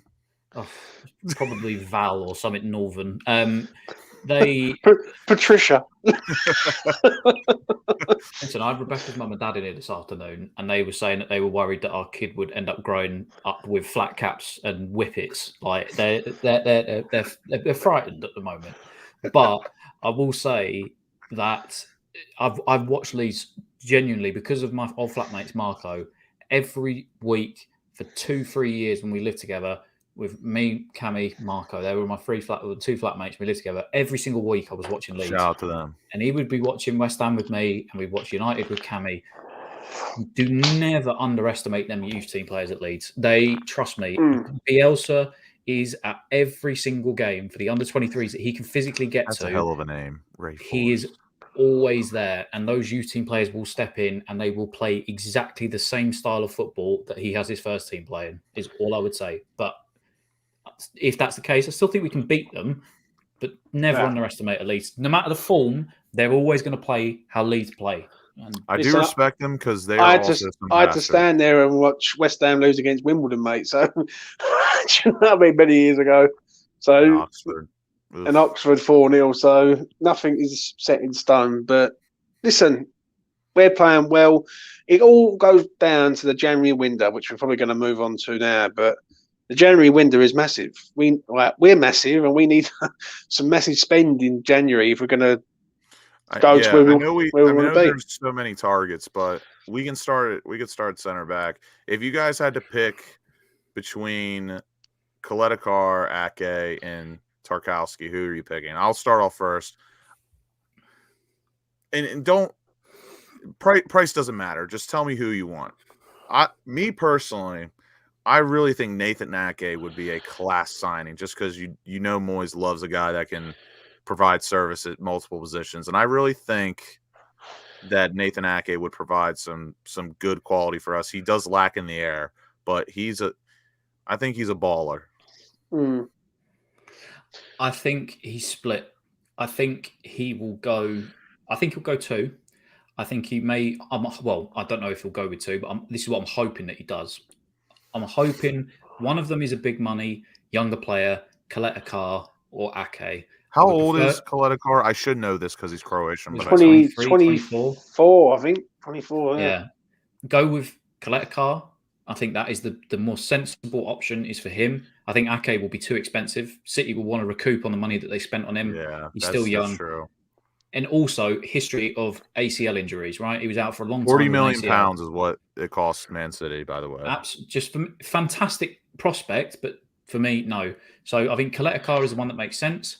And then what I think Moyes will do is he will go for somebody with experience from the Prem. Now, whether that's James Tarkowski or not, I don't know. I really wouldn't like him because of the stuff that was said. But I honestly think that Moyes will want somebody with the sort of age and nous that Ogbonna had that knows the Premier League. In my quick opinion on Tarkowski, I think 2 years ago, I think I would have really liked that signing, bar what he said about us. But I just don't think. I mean, at heart, he's a Moyes defender at heart. But I think Moyes actually is starting to move away from that now, and he wants a bit of quality in his center halves. You know what I mean? But I think the Koletikar one, like I said, I think that makes the most sense. But I genuinely see him wanting a Premier League experienced centre back, almost like a couple of years ago when for instance, when Gary Cahill left Chelsea and Palace were after, and I think we were after him at one point as well. We need that kind of a player that has played at the top level, and nothing that is more than a 2-3 year deal. That it just makes sense, and I think if he gets one experience, one younger, I think that's what he will go with. And interestingly enough, and I know James is obviously, and we've spoken about it. Let's get him in, Luke. Let's get him in. I know James has spoken about it. If a loan situation is to happen, right, and they do get one in on loan and one in on thingy, how many loans do we currently have at the club? Is it just the one in Crowell, or have we got 2? Is Areola a loan? How many loans are we? Or 4 loans? What it is, we've got 2 domestic loans, ain't we? Yes. Yeah. So because I wasn't that's sure why about the international loans, which worries me for Crowell, because if he suddenly turns around and decides to terminate his contract or his loan deal in order to get somebody else in, maybe abroad, and go for a loan deal. Yeah, that could happen. Do you know, this is real curveball here, right? And I've just plucked this name from the back of my head. Somebody that I think I would like to see who has stepped up since leaving the Premier League, former Manchester United centre-half, is Chris Smalling. And I know you probably laugh at that, but for me, that's the kind of sort of player that I'm after. He's played in Europe. He's played, in a very tough, and again, that makes sense league, because he's been one of the better defenders. Being in Italy, he's probably developed some ball skill. You know what I mean? Like with Tarkowski, like I said, a couple years ago, Tarkowski I think would have been a great signing for us just because of the situation we were in. But now I don't think he's good enough on the ball to be in our team. But obviously, we need center halves. But that's the kind of not young by any stretch of the imagination, 30 to 32-year-old, something like that has experience, has played at the highest level for Man United in many seasons. And would it cost an arm and a leg to get him out of Roma? Maybe not. We're talking probably 15, 20 mil. I don't think it's going to happen, but I'm just saying that's the kind of player that I want as a secondary option. Do you know what I would have? Do you know what I would have? And none of you have mentioned him. Is it Nat Phillips? Is it? Yeah, Liverpool. Yes. Yeah, I think he almost played college football as in college footy in America. But then he got his chance at a club. I can't remember which one it was. I think he could come in and do a job. He's just got 6 months left on his contract. There was rumours that Ben Davis, is it? Or Tom Davis, I think it is. The geezer from Preston who went to Liverpool last year and hasn't played a game. Ben Davies. Yeah, we're looking at him on loan or something. Coletta Carr's the best as well. The only problem with Coletta Carr is you're gonna bring a defender in who does not know the league. That's the only. Don't get me wrong. I think he's a good defender. I think he's a very good defender, and I'd love him at West Ham. But is he a sort of defender you can bring in and say, right, here you go, you've got to start against Burnley away or Arsenal away? You see what I'm saying? I know I'm just using that as an example, sort of thing. Do you know what I mean? Like, but we've seen it. You're 100% spot on. Because I remember when Aymeric Laporte first came to the Prem, and he was, very highly touted centre half from Spain. And he was shaky. And he was a bit shaky. Sometimes you need that. The problem we've got is other than Dawson, you need somebody that's going to grab you by the scruff of the neck and say, right, listen, Coletta Carr may be that, but you sometimes need that experienced head that's played in the Prem to just go, right, come here and do this and do that. So I 100% agree, because I remember, like, more recently, like I said, Laporte for me, when he first came to City, was very shaky, and that's why, it was more Otamendi and Stones that were playing more often than not. Now he's turned into an absolutely quality centre half for them. My big turnoff with Nat Phillips, and I don't not rate him, but like Liverpool reportedly are asking like anywhere from 10 to 15 million pounds, and I know that's like nothing to us right now, but I just don't. You can find another Craig Dawson, in my opinion, who is just as good, if not better, than Nat Phillips for way less. But what it is though, Lucas, is that one, he's young. I get two, that. He's got experience of the Prem, and I still hate that his only good matches were against us. That's the only thing. But then you got to look at it that where we are, we should be going out and investing in top centre halves, not going out and buying Craig Dawson reboots. Do you know what I mean? Yeah. Like, Craig Dawson's good. I'm just saying, for 10 to 15 million pounds, I think we could do a lot better than Nat Phillips. 10 to 15 million pounds, I almost guarantee 15 million quid. If we didn't get Coletta Carr, I would be straight on the phone to Lille, and I would be getting Sven Botman out of Lille as well. That's another one that makes a lot. I mean, to your credit, James, Nat Phillips is 24. That Sven Botman has been heavily linked to Newcastle today. And I mean, what would you rather have if I was Sven Botman? We've got a centre-back crisis going on at the club. Come to us. You've got the chance to play in Europe, where you've played with Lille in Europe. Come in now and see what you can do. But is he eligible to play in Europe though? Tom? Yes, they abolished that rule a few years ago. It was the season that Aubameyang signed. After the group stages. So as long as they come in, before. Actually, Tom, take it away. I don't think it matters. I know as long as you're signed in the transfer window, it doesn't matter whether or not you've played in another or the same competition. They abolished that rule the year that Aubameyang went to Arsenal, because he couldn't play, I think, in the Champions League when he moved from Dortmund first off, because he played in a game for them in the Champions League. But the following season, they abolished that rule. So even if you've played in the same competition, as long as you can be registered into the squad in enough time, it doesn't matter. The problem we've got is that Craig Dawson, for how well he's done, I ain't a dig at him for anyone asking as I go in the chat or anything, is he can't keep playing constantly, because we see it last season. He started off like a train, then towards the end he started making a lot of mistakes, got sent off and made a lot of errors. So whoever we do buy in January has to be ready to rock and roll straight away. Like, come in and literally sit next to Diop. Right. So sit next to Dawson, James. Come on, let's get in the mind of David Moyes here. And I know. Where's the megaphone? Sit next to Dawson. Right, it's time for the megaphone, I'm afraid. Sit next to Dawson. Come on, you service workers. Tom, your train isn't now arrived. Platform 1. But no, what it is, like, in all seriousness, you need to have.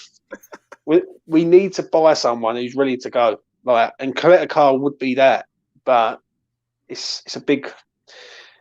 it's so gutting that we're in the best position that we've ever likely to be in. We've lost 2 of our centre halves, and it feels like to me, and this ain't a dig or anything like that, but it reminds me of Liverpool last year when they started losing their centre halves. Do you know what I mean? We're losing centre half after centre half at 1 minute, and well, we just got to get through this month. And come January, we need to see Daniel get his wallet out and start dishing out. Yeah, because it's unfortunate for it's unfortunate for him because obviously he did that interview with the Standard before Ogbonna got injured, and he was saying we want to spend wisely with our money and we don't want straight investment. But unfortunately, I know you're saying there the budget's 20 to 25. For me, it's got if you want Lingard as well, obviously it will be a cut price deal. It's got to be. We've got to be looking between. I think we've got to be looking anywhere between 50 to 60. Has got to be the investment. If it's 20 to 25. If it's 20 to 25 million, then they've got no ambition of finishing top four. You can forget that. If they do that, you can forget top four. You can forget the Carabao Cup. If we get into the semi-finals, you can forget about. Even top six stage. Again would be incredibly tough. No, but again, are we even going to make top six at that point? These, I don't want to be the doom and gloom person, Mr. Bong, wherever you are in the chat. I don't want to be the doom and gloom person. Bing bong. But people you can't underestimate how good Zouma and Ogbonna are and how bad that is for us right now, realistically. It's as worst case scenarios go, that's as bad as it gets. So it needs to be. And the thing is, it's just that ain't enough money. Like 25 million nowadays goes and buys you really one player, an English player. Yeah, you wouldn't even get Alex Iwobi for that money when he went to Everton. Do you know what I mean? Like you've got to go through Man City, Liverpool, Chelsea, for instance. And when you look at, we need to go out. We've either got to bring someone up from the youth and ease them in, or we've got to go out and flex our muscles in the transfer market. Go into the Championship. There's good players in the Championship, like centre halves and things like that. There's a geezer up in Nottingham Forest, I think it is, who's a really good player. Wirral, I think his name is. I can't think. Joe Worrell. Joe Worrell, yeah. He's a decent player. But the problem is, we need these players now. Not we can't wait till the summer. And I know what's going to happen. And Tom will probably back me up on this. We will keep hearing, what we'll do is we'll wait till the summer and we'll get all the targets that we need. Yeah. We just get who we need.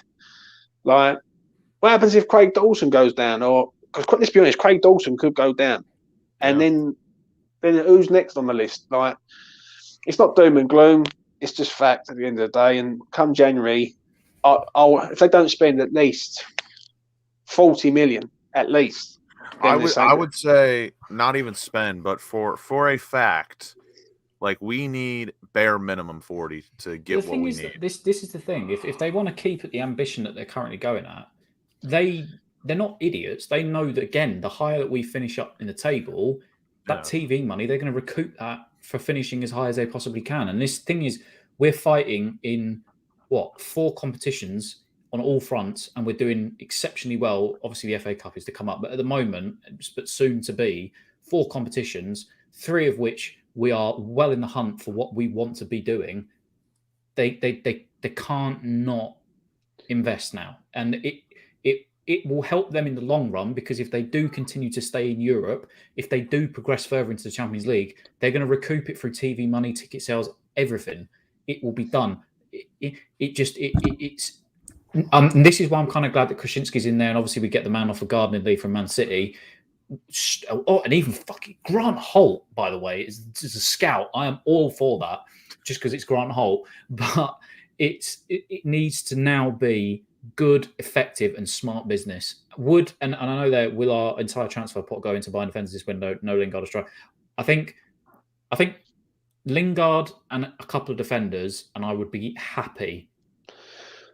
But I think that striker budget is completely gone for me. See, the thing is, I just see like the comment from Novelist. He said, with previous January transfer windows, we're going to spend nowhere near 40 million. Now, I understand that. But in previous transfer windows, like, let's forget last year because it was COVID and they all use that as an excuse because there's no fans in the ground. Previous other transfer windows, we've been fighting relegation and we've spent more money. Like, we've had to go out and buy players like Jared Bowen and Souček on loan to the end of the season.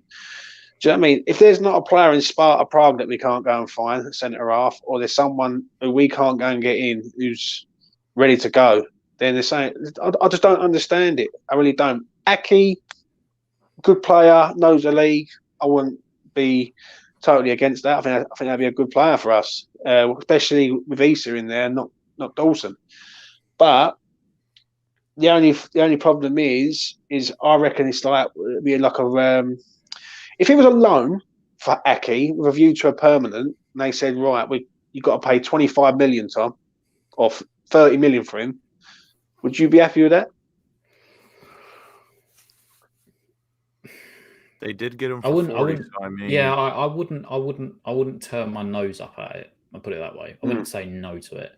But my question to you two would be, if the January budget then therefore goes into getting the centre halves, which we desperately now need, would you be more inclined? Because obviously I know we were talking like Belotti, etc. Would you put that on the back burner until the summer, but look and actually just get Holozic on a loan with an option to buy as well? And I think that's what's coming, mate. If you want me to be honest, and I'll be really, really honest when I say this, I think that the transfer strategy has changed from an attacking front.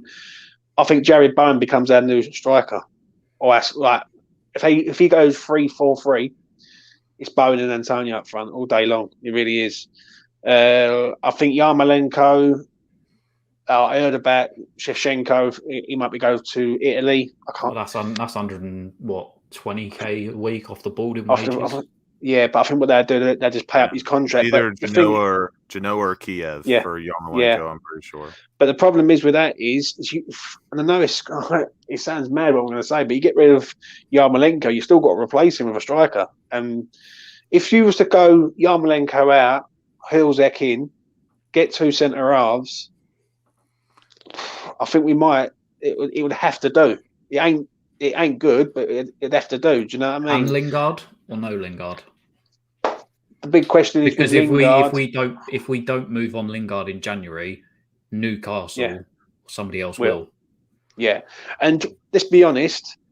January comes, we will know if Lingard wants to come to us, and we would also know if our board want Lingard. Because if Newcastle sign that man up, right, it's either Lingard didn't want to come to us or the board didn't want him. It's either one of the two. And for me, we will find out in January. 100%. Yeah, I think so. I mean, I've been a Belotti wisher since day one. I really want him in this club, but I still find it hard to think that he will end up coming. I ever since Kretinsky became or bought stock or whatever you want to say, like I know Holzek is coming. I know he is. If I had to put money on it, he's coming to West Ham in January. Listen, if you're right though, like I don't mind that, but we need someone that can step in now and help. That's the thing is like when we were doing these shows a few weeks ago, everything was rosy, everybody was fit and healthy. We couldn't see what was going to happen over the next few weeks. And listen, when your luck is out, you fucking luck is out with this sort of stuff. And like James said, the strategy has done a complete 180. Yeah, exactly. And that's the thing. Would I have loved to have seen Belotti in for maybe 15 to 20 million in January? Absolutely. Would have been 100% the thing. But the smart play now is to get a Holozek loan to buy option and then focus on the centre halves. Because we need two. Yeah. We need 2 centre halves. Absolutely. Yeah. And unfortunately, listen, strikers across world football aren't going anywhere. Come the summer window, that would be then my main priority would be a big striker, a named striker that will come in and score goals and will replace Antonio or at least push him for a starting spot. But like you say, the transfer, this is why, and I'm almost glad that this is why the City guy's coming in, because I think it will help. The less that David Sullivan has to do with our transfers is the best thing for us. If he's there going, I'll leave that to you. You deal with that. Rob Newman, his name or whatever he's called, goes, right, these are the players that we need. As long as you're just getting your checkbook out and signing on the dotted line, the less he has to do with it, the better. And then it needs to be smart business. It does need to be smart business. And like we said, this will be the ambition period for us. Are we willing to put our money where our mouth is and try to keep going to cement that top 4 place? Or are we just going to just do what we've done in previous season, which is just not invest that money?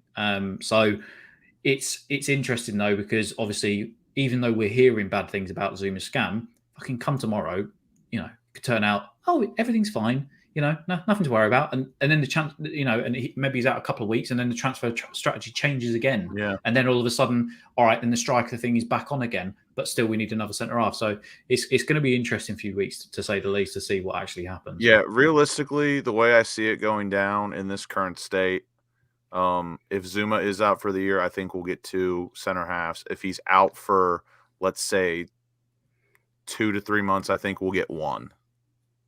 But yeah. I think right now we are definitely guaranteed Holzek, Jay Lings, and then I'm gonna go Koletikar. I think we get Koletikar. That would I think it's a big risk, even though he's a good player. I think it's a massive risk to go and get Koletikar and bring him in and hoping he hits the ground running. Hopefully 40 million pounds will get that done.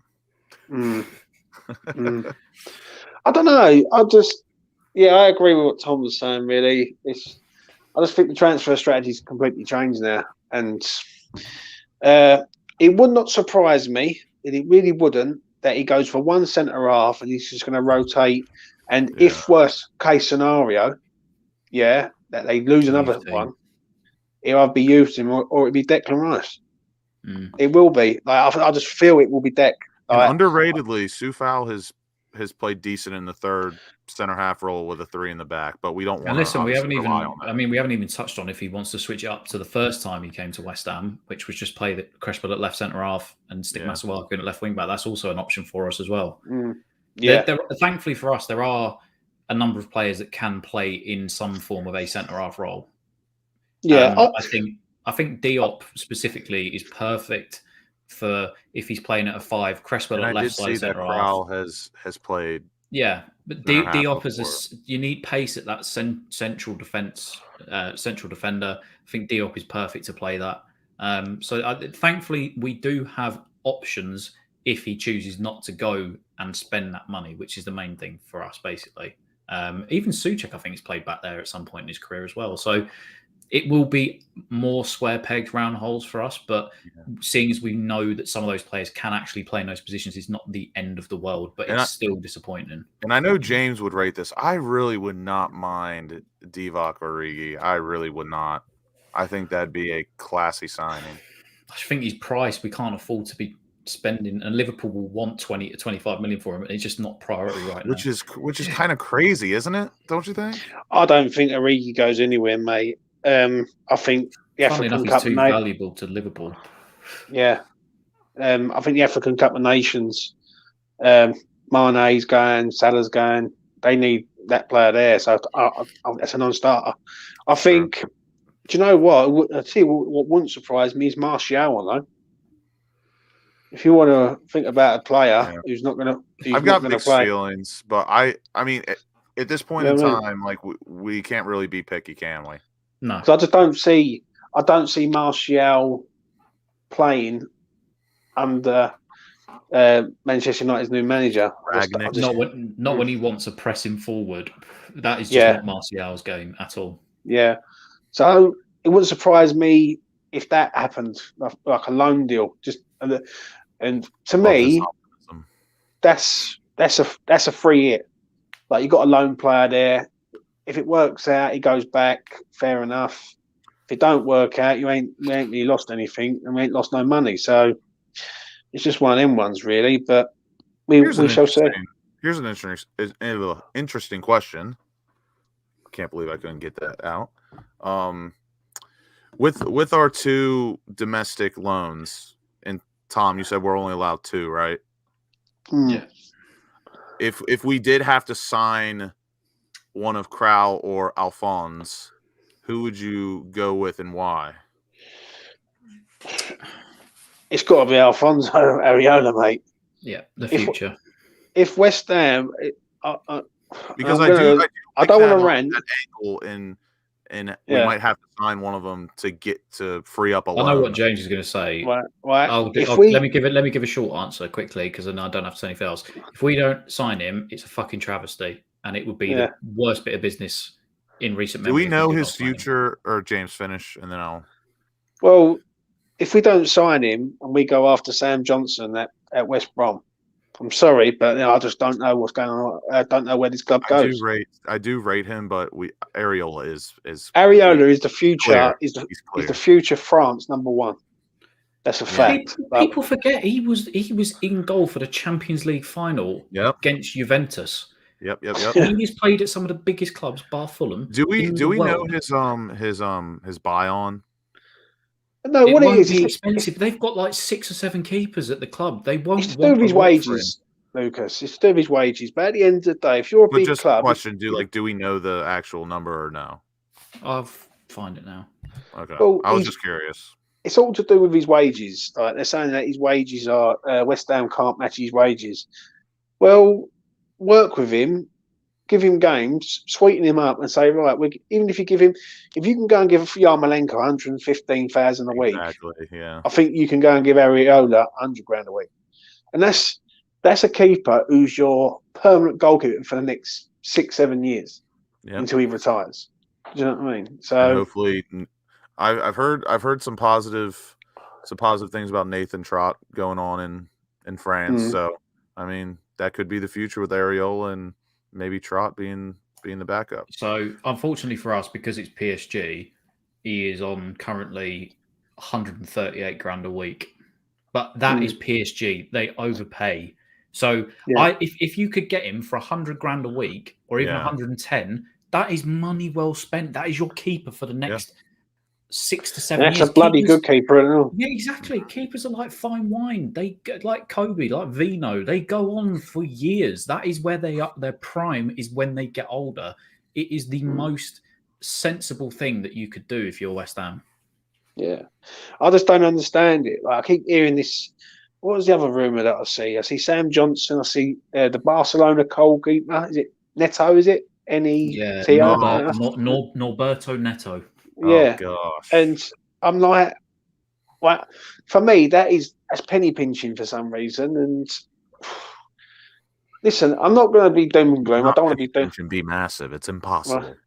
Right. I don't want to be doom or gloom or nothing, but we're currently 4th in the league now. I don't remember seeing a Champions League team going with Championship players. Can you see what I'm saying? So you've got to know where we're at. We've got a goalkeeper in Areola who I think could be the best goalkeeper out there. I think he's got all the attributes. West Ham, for some crazy reason, just try and save money all the time. And the fear is here, and what no one was mentioning, is if Declan Rice decides he's had enough. I'm not saying he's going to say that, but if we don't get Champions League, that's why he's at West Ham. He wants Champions League football. He wants West Ham to be that team, so he don't have to go anywhere. Don't give him an opportunity to think about going somewhere. Do you know what I'm saying? That's what I say on that, 100%. No, I definitely agree. That's probably, if I had to guess, in. I forgot to say hashtag. I totally agree with that point because I mean Declan Rice right now, I mean he is almost comparable to a franchise NFL quarterback. You literally build around that guy and you do what makes him happy. A pay raise, get a certain player, all that. That, to be honest, that's why I think, and don't get me wrong, I love Jay Lings for what he did to us, and I do like the bloke, but there's probably a good, reasonable percentage of a reason why we are getting him. I would say it's probably 60% chance we're getting him because that is going to make Declan happy. And, of course, it will help us. But I think it's a Declan move. Yeah. I mean, what I wouldn't be doing is, for me, you can't – obviously, nobody's bigger than the club. I wouldn't be going to Declan Rice and saying, who do you want to play with, mate? Like, who's going to keep you here to be happy? The club needs to show the initiative to match his ambition. Yeah, it's very simple to do. don't go to him asking who He do you want knows to play ball. with. He could do a little Because scouting. exactly, knows but ball. it's very dangerous, and that's the Souček thing. Yes, he brought in Soufal, but he's not that kind of a player where I want was to a good match meme. It Souček's. was a No, good but I don't meme want to for a match while. Souček's ambition, because I think his and Rice's are obviously very different. But Mm. going to Rice and saying, who do you want that's going to keep the club? Just not the way to do it. Just match his ambition by showing him that you put your money where your mouth is and that you want to keep improving as a club. If you do that, we're absolutely fine. Which so far, I mean, so far I'm not going to say we're doing a great job, but we're on track. I mean, Areola hopefully will be with us for many more years to come. Mark makes a good point as well. The fact, and I know I touched on it a minute ago, the good thing for us is that Krasinski's coming in, and I think he wouldn't have obviously bought as big a stake in the club if he didn't see it as an investment opportunity for himself as well. He wants to right a few wrongs that he made at Slavia Prague. It makes sense for him. It is an investment. He's not stupid. We're in London. We've got the stadium. Giving Holzcheck to us. Let me ask you this, Tom. Let me ask you this question. Does Areola sign? Is Areola one? Does he sign? And two, is he our number one goalkeeper next season? Yeah, I think if come the end of the season, if he turned around to Fabianski and said, look, if we sign, I would say to Areola, we're looking to have a new number one that's going to start pushing Fabianski, and we're going to start dropping Fabianski and playing you more in games. If they were saying to him then, you're going to play in 60% of the Premier League, 70% of the Premier League games and or Europa League / Cup games if we get in there next season, absolutely, I think he would sign on the dotted line. I think as well. There has to come a point. I think, and listen, as good as Fabianski is, and I do love Fabianski, there are things I think that Areola can do that Fabianski's aging body, shall we say, can't do. I just think he's so athletic for that position. He's just world class. So for me, it would be, let's start to phase you out and let's bring to phase you in. Almost like at the end of Edwin van der Sar's career, he wasn't starting every single game of the week. Yes, he was a world class keeper, but there's a transition period. And I think I would have loved to have seen him in more Premier League games this year than what we've currently seen him in. But if you put that forward to Areola and then you say, well, the season after that, if Fabianski's contract, I believe, would potentially be up at that point, I don't know, then you will be the full-time starting number one. But he needs to be being phased in a lot more if he was to stay. And I think he just wants game time. I mean, it's not nice for a player when you are, constantly being sent out on loan. Yes, there's some, top clubs like Real Madrid, etc. But he probably wants to feel a bit secure in himself as well. And listen, he's got a bond. There's a lot of French players at the club. It just, to me, he seems happy there. It makes sense. But I think you've just got to give him the assurance that he will begin to, start to take over that role. And again, my favorite thing to always say with West Ham right now, there is no bad games to be had or participate in. And even if, say, we don't get top 4, we finish top 6, I definitely would not see a problem with telling Fabianski, like, hey, I think we're going to rotate you out in the Premier League. I think Fabianski needs to understand. You'll be playing Europa League. I think he'll like that still. I think he needs to understand that he is his last season, Fabianski. With us, I think he does. I think he does inside. I think he knows, and he is a professional, and he's always put us first. Yeah. I think he realizes that. But like I said, with our current situation, there's no bad games to be playing in, and I really do think that Fabianski would next season, because he did come out and say he does want to sign on again for West Ham, 1 more season, 2 more seasons. I don't know, probably 1. And like I said, I would not mind seeing him playing in cup games, playing in Europa League, just being cautious because he's already doing that. And then Areola's playing the important Premier League games and hopefully Champions League games. 100% agree.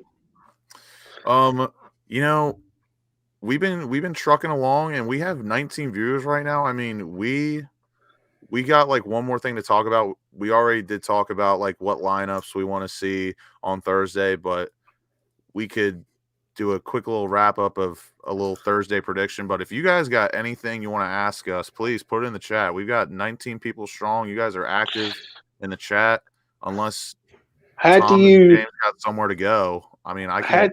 I'll keep going. Do you see what team would you go with on Sunday against Burnley, considering that now is the priority? Like that's like my whole reason for the Thursday match going with the youngsters, because I mean we're at Turf Moor, correct? Yeah. Again, that is a bogey match, a semi-bogey match, and But then we've got Arsenal on the strength. Wednesday, and then the Beautiful. birthday's on the Thursday. I mean, yeah. They're definitely not going to disappoint you, right? Absolutely. I hope not, mate. But the thing is, those games are the crucial ones for us that we need to be picking the points up. So I'd go as full strength as you can. Fabianski, Soufal, Diop, Dawson, Cresswell, hopefully if he's back, which he should be. Rice, Souček, Ben Rama, Bowen, Fornals, or Lanzini, and Antonio. They'd have had a nice week's rest, depending on the fact of whether or not Moyes is going to be a dickhead on Thursday. They should have had a nice week's rest. These now, especially with the injuries that we've got, it may be a little bit tougher for us, and Chris Wood may be able to have a bit more impact than maybe he would against O'Connor and Zouma. Another great thing to put some money on: Ashley Barnes and Chris Wood scoring. But listen, Burnley are in terrible form. They cannot buy a win at the moment. Draws here and there. Doesn't it concern you though a little bit that this feels like a? I mean, like you said, I totally agree. Their form has been all over the place, and it's been kind of shit. But like, it worries me a little bit that Burnley look completely brand new in their approach. Like, they're not parking the bus anymore. They're like full blown pressing. Yeah, but you know what does me with going West for Ham, goals, right? And this is what does me is we'll probably go up to Burnley and have a right hard game, and then we'll go to Arsenal and win. Yeah, it's never made sense, but we just know it's going to happen. Put it this way: anything less than 3 points against Burnley is unacceptable to me. I think it needs to be those. It needs to be 3 points. If it's full strength as possible, doesn't matter. Just do it. Get your 3 points. I feel that the Burnley game, if we win that, then I think the Arsenal game tells me exactly where we are if we're going for Champions League. Yeah, I think if we beat Burnley and we say for God bless Everton today. What a draw, or no, what a win. Sorry, I watched the full 90 minutes. Arsenal, as much as they have the possession of the ball, they are dog shit in the final third. They are again. That is an easily winnable game for us. Aubameyang could not hit. Aubameyang, devoid of any confidence. Lacazette's a striker and he's picking up positions like in centre midfield. As long as Smith Rowe doesn't play, I know he was injured tonight, whether or not that was just precautionary or not, but that's another very winnable game. Well, Arsenal look shocking this evening. I've got something that we can sort of talk about, sort of as we've got viewers and everything. I see something on YouTube from a big Arsenal YouTuber, and he said that Arsenal have the better players than West Ham, and why are West Ham in fourth when Arsenal have the better players? Arsenal should be in fourth, etc. There you go. So I think it's debatable. That's a man that doesn't know ball. Right, and he's associated with AFTV, so etc. But let me ask you this then: let's do like a combined 11 of Arsenal and West Ham players, because to me, I think West Ham got far better players than Arsenal at the minute. So Tom would be interested. We'll start off. Yeah, we can do that. What formation we run? 4-2-3-1. I think 4-2-3-1. we both run that. Yeah. All right, easy choice. You've got Soufal, or you've got. I was going to start a goalie. Oh, sorry. Fabianski or Ramsdale. I really still don't rate Ramsdale. I really don't. I do think he's kind of shit. I like. But he's been on a good run of form. I think you'd go with Ramsdale. I think you'd go I wouldn't be mad at that. I wouldn't be mad at that. I'd go Ramsdale. So I think we all agree Ramsdale, yeah, is the goalkeeper. Yeah. Now they're Soufal right back. Tomiyasu. I really Soufal, but I really like Tomiyasu. I think Tomiyasu's good. He's a good baller. He's a good baller. Just to be unbiased, we'll give that to him. Nah, I think Soufal only because he's got more assists in his game in the attacking threat than Tomiyasu. Tomiyasu is a very good defender. I think Cafal's a very good defender and all. But I think last season proved that. Cafal's first full season, he shut down everyone. Yeah, and he done, and let's be honest, he was one of the best right. I think he won right back in the Euros. He was like team of the Euros. He was the right back. I think it's a toss of a coin, but it's not me being West Ham biased. I just think Cafal's the better player, like more experienced. I don't mind that. I'll say Sufal. I don't mind. Defenders, I think it's easy. Centre halves, I would easily go with Ogbonna and Zouma. Genuinely, Yeah, that's not a bias. Clear. I think I like Ben White, but I don't think he's matured yet. I still think there's some mistakes in his game. I don't think he's a centre back. I think Ben White. At Leeds. He was brilliant. At Leeds. I don't know. He was. What about Gabriel? I'm unsure. I'm not sold on him. I'm not sold on him just yet. See, I think you can say Zouma for us. I think Oggy's a bit. I don't know. There's mistakes I think he's better than Gabriel. I think there's no comparison as to what Angelo Ogbonna will achieve in football and Gabriel. And me personally, I'm assuming. Are we going to go with Tierney versus Cresswell? Because I don't rate Tavares. Really. Yeah, kind of shit. Tierney you got for me.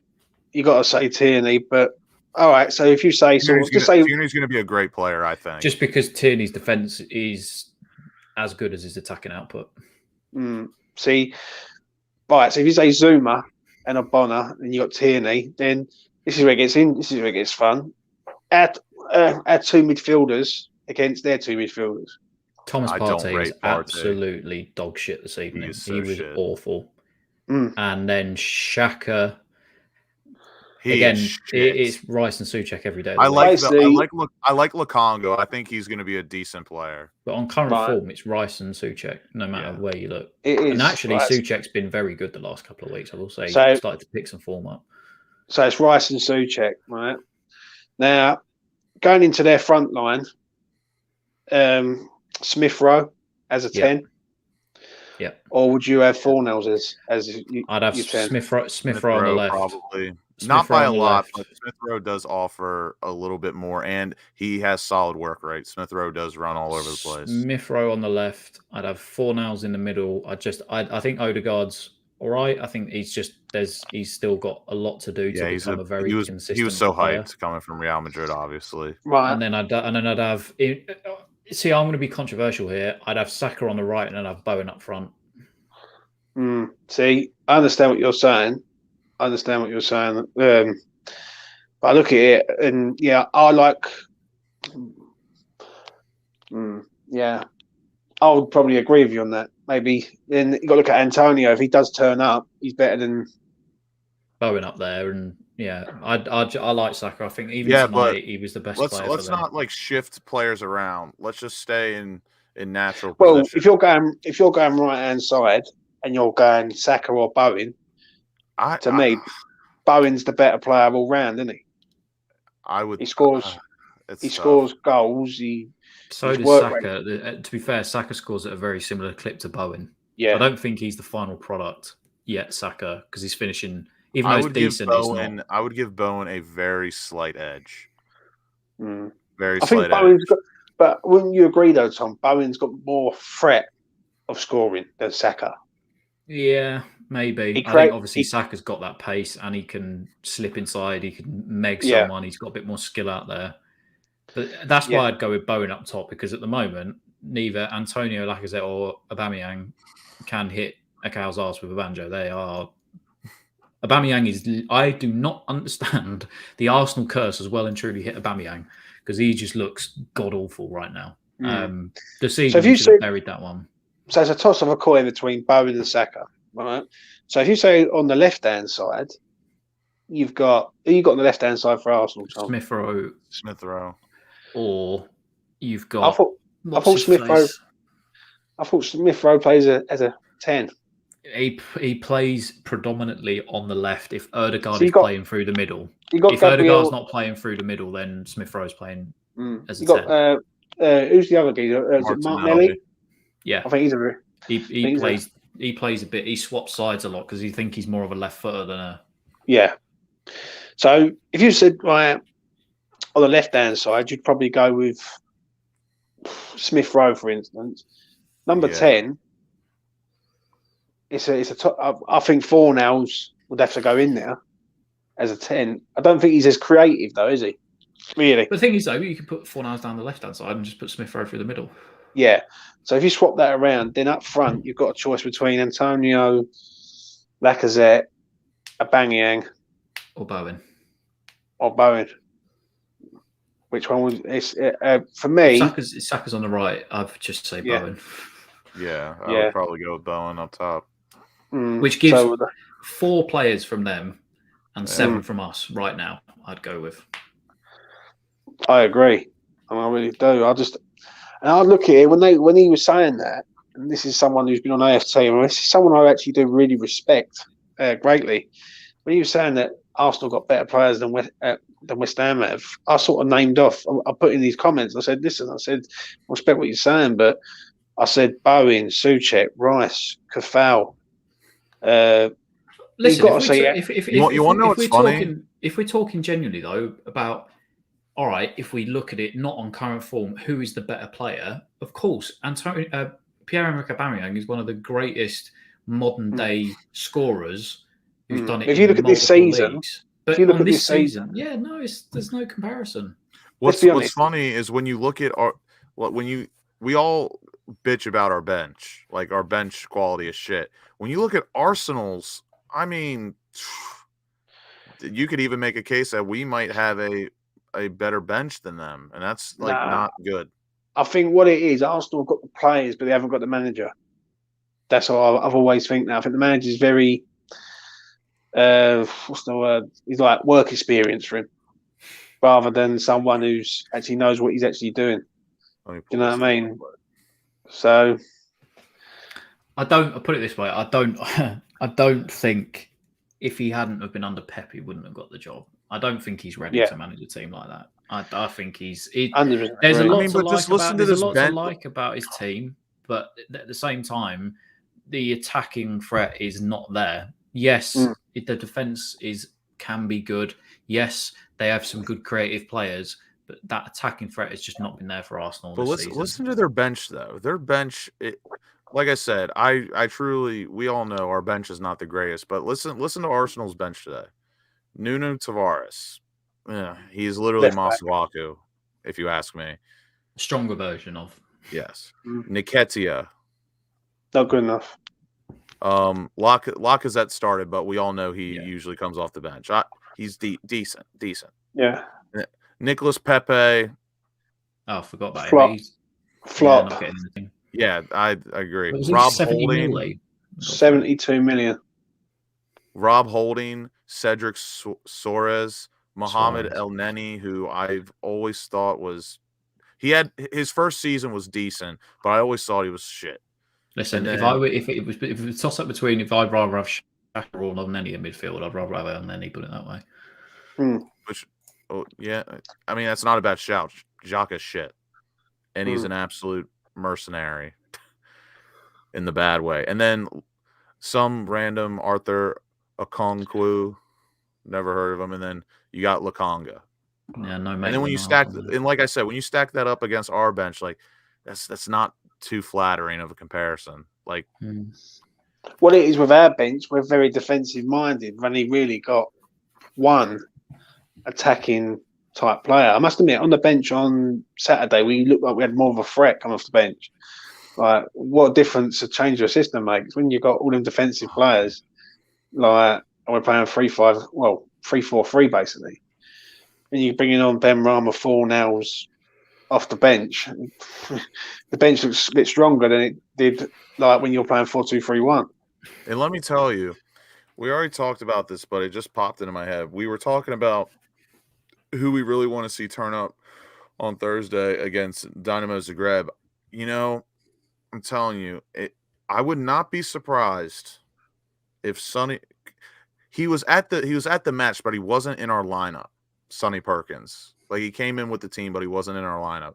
If Sonny Perkins somehow, some way, scored a goal or two, obviously that's not very likely, but like it could happen. If Sonny Perkins somehow nets a goal or two, that would be a very interesting progression into our future teams. coming into Premier League because Um, I don't know. I just Before you think answer that- when you before score you against answer a that- Euro, when you score against a respected European team like Zagreb, and I mean they've beaten Real Madrid, they've beaten some good teams. I just feel like if you can score against a team like that, there might be a chance for you. Listen, before you answer that, I'm going to have to quickly dip. I'm sorry, boys. I've got to look after Beck. She's not in a good way. So I shall say peace, and I shall see you all soon. Thank you for having me on. Lovely to speak to you both. Absolutely. Thank you. Thanks to the chat as well, but I will catch up with you all soon, all right? Take care. Later, boys. What were you going to say, James? No, I just feel like to sort of think about it. Yeah, like when I look at our bench, I think our bench looks a bit stronger with change of system, but we have got a lot of defensive-minded players. That's the only problem. Like we've got a lot of defensive-minded players, but just roll on January, mate. That's what I say. Yeah, cheers to that. Wow, we've gone for 2 hours and 15 minutes, and you guys have been sticking with us strong. I think we are gonna wrap it up in a few minutes, unless you guys, like I said, have some questions, some rapid fire questions you want us to answer.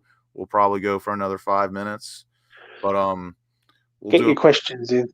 we'll do a quick wrap up. So prediction Thursday and Sunday predictions, I guess. We're doing a show on Wednesday, but we're go. What were you gonna say in it? Did it die? No, I died. I was just gonna say, get your questions in the chat. Make your way to the platform. I had a right laugh of it the other day while you're waiting for questions. I was driving home from a local shopping mall, and I was rigging it all up by putting the batteries in and all that. And then there was some poor lad getting ready for a night out.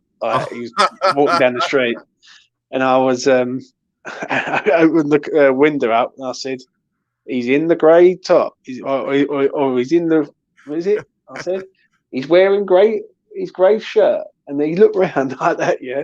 And then he sort of started walking. I went, "Now he's on the move. He's on the move." And he just next few days, he started running down the street. The fourth son, I was like, oh. I'm like Mario Balotelli. Why always me? But yeah, that wouldn't be a bad shout to just get a nice little custom shirt, just start wearing that, or a nice beanie. Yeah. Why always me? Hey, that might be my Christmas present to you. Who knows? Yeah, do that for me, mate. I might find that shirt that he wore. We'll just have to get it in Clarendon blue instead of just sky blue. All right, 100%. Let's do quick predictions for Thursday and Sunday. We'll just do it quick. Thursday, I'll be optimistic. I'm gonna go for a 2-2 draw, and I really hope to see Sonny Perkins and Noble score. That'd be nice. I think if it's a mixed team, I think we might be able to get it done, get the win. If it's a youth team, I think we get beat. That's not being doom and gloom, it's being real. I think if it's a youth team, I think Zagreb have to get something from this game. So I think they'll be quite strong and they might nick it 1-0 or 2-1 or something. And then Sunday, I think we're gonna have a show on Wednesday, so we'll probably go a little bit more in depth there. But just a quick prediction for Sunday. I think I don't want to say break the curse because we did beat them last time. Did we beat them at Turf Moor last time? Yeah, 2-1. I think, like I said, Burnley has totally changed their identity now this season. Like they aren't parking the bus anymore. They are really like going after it.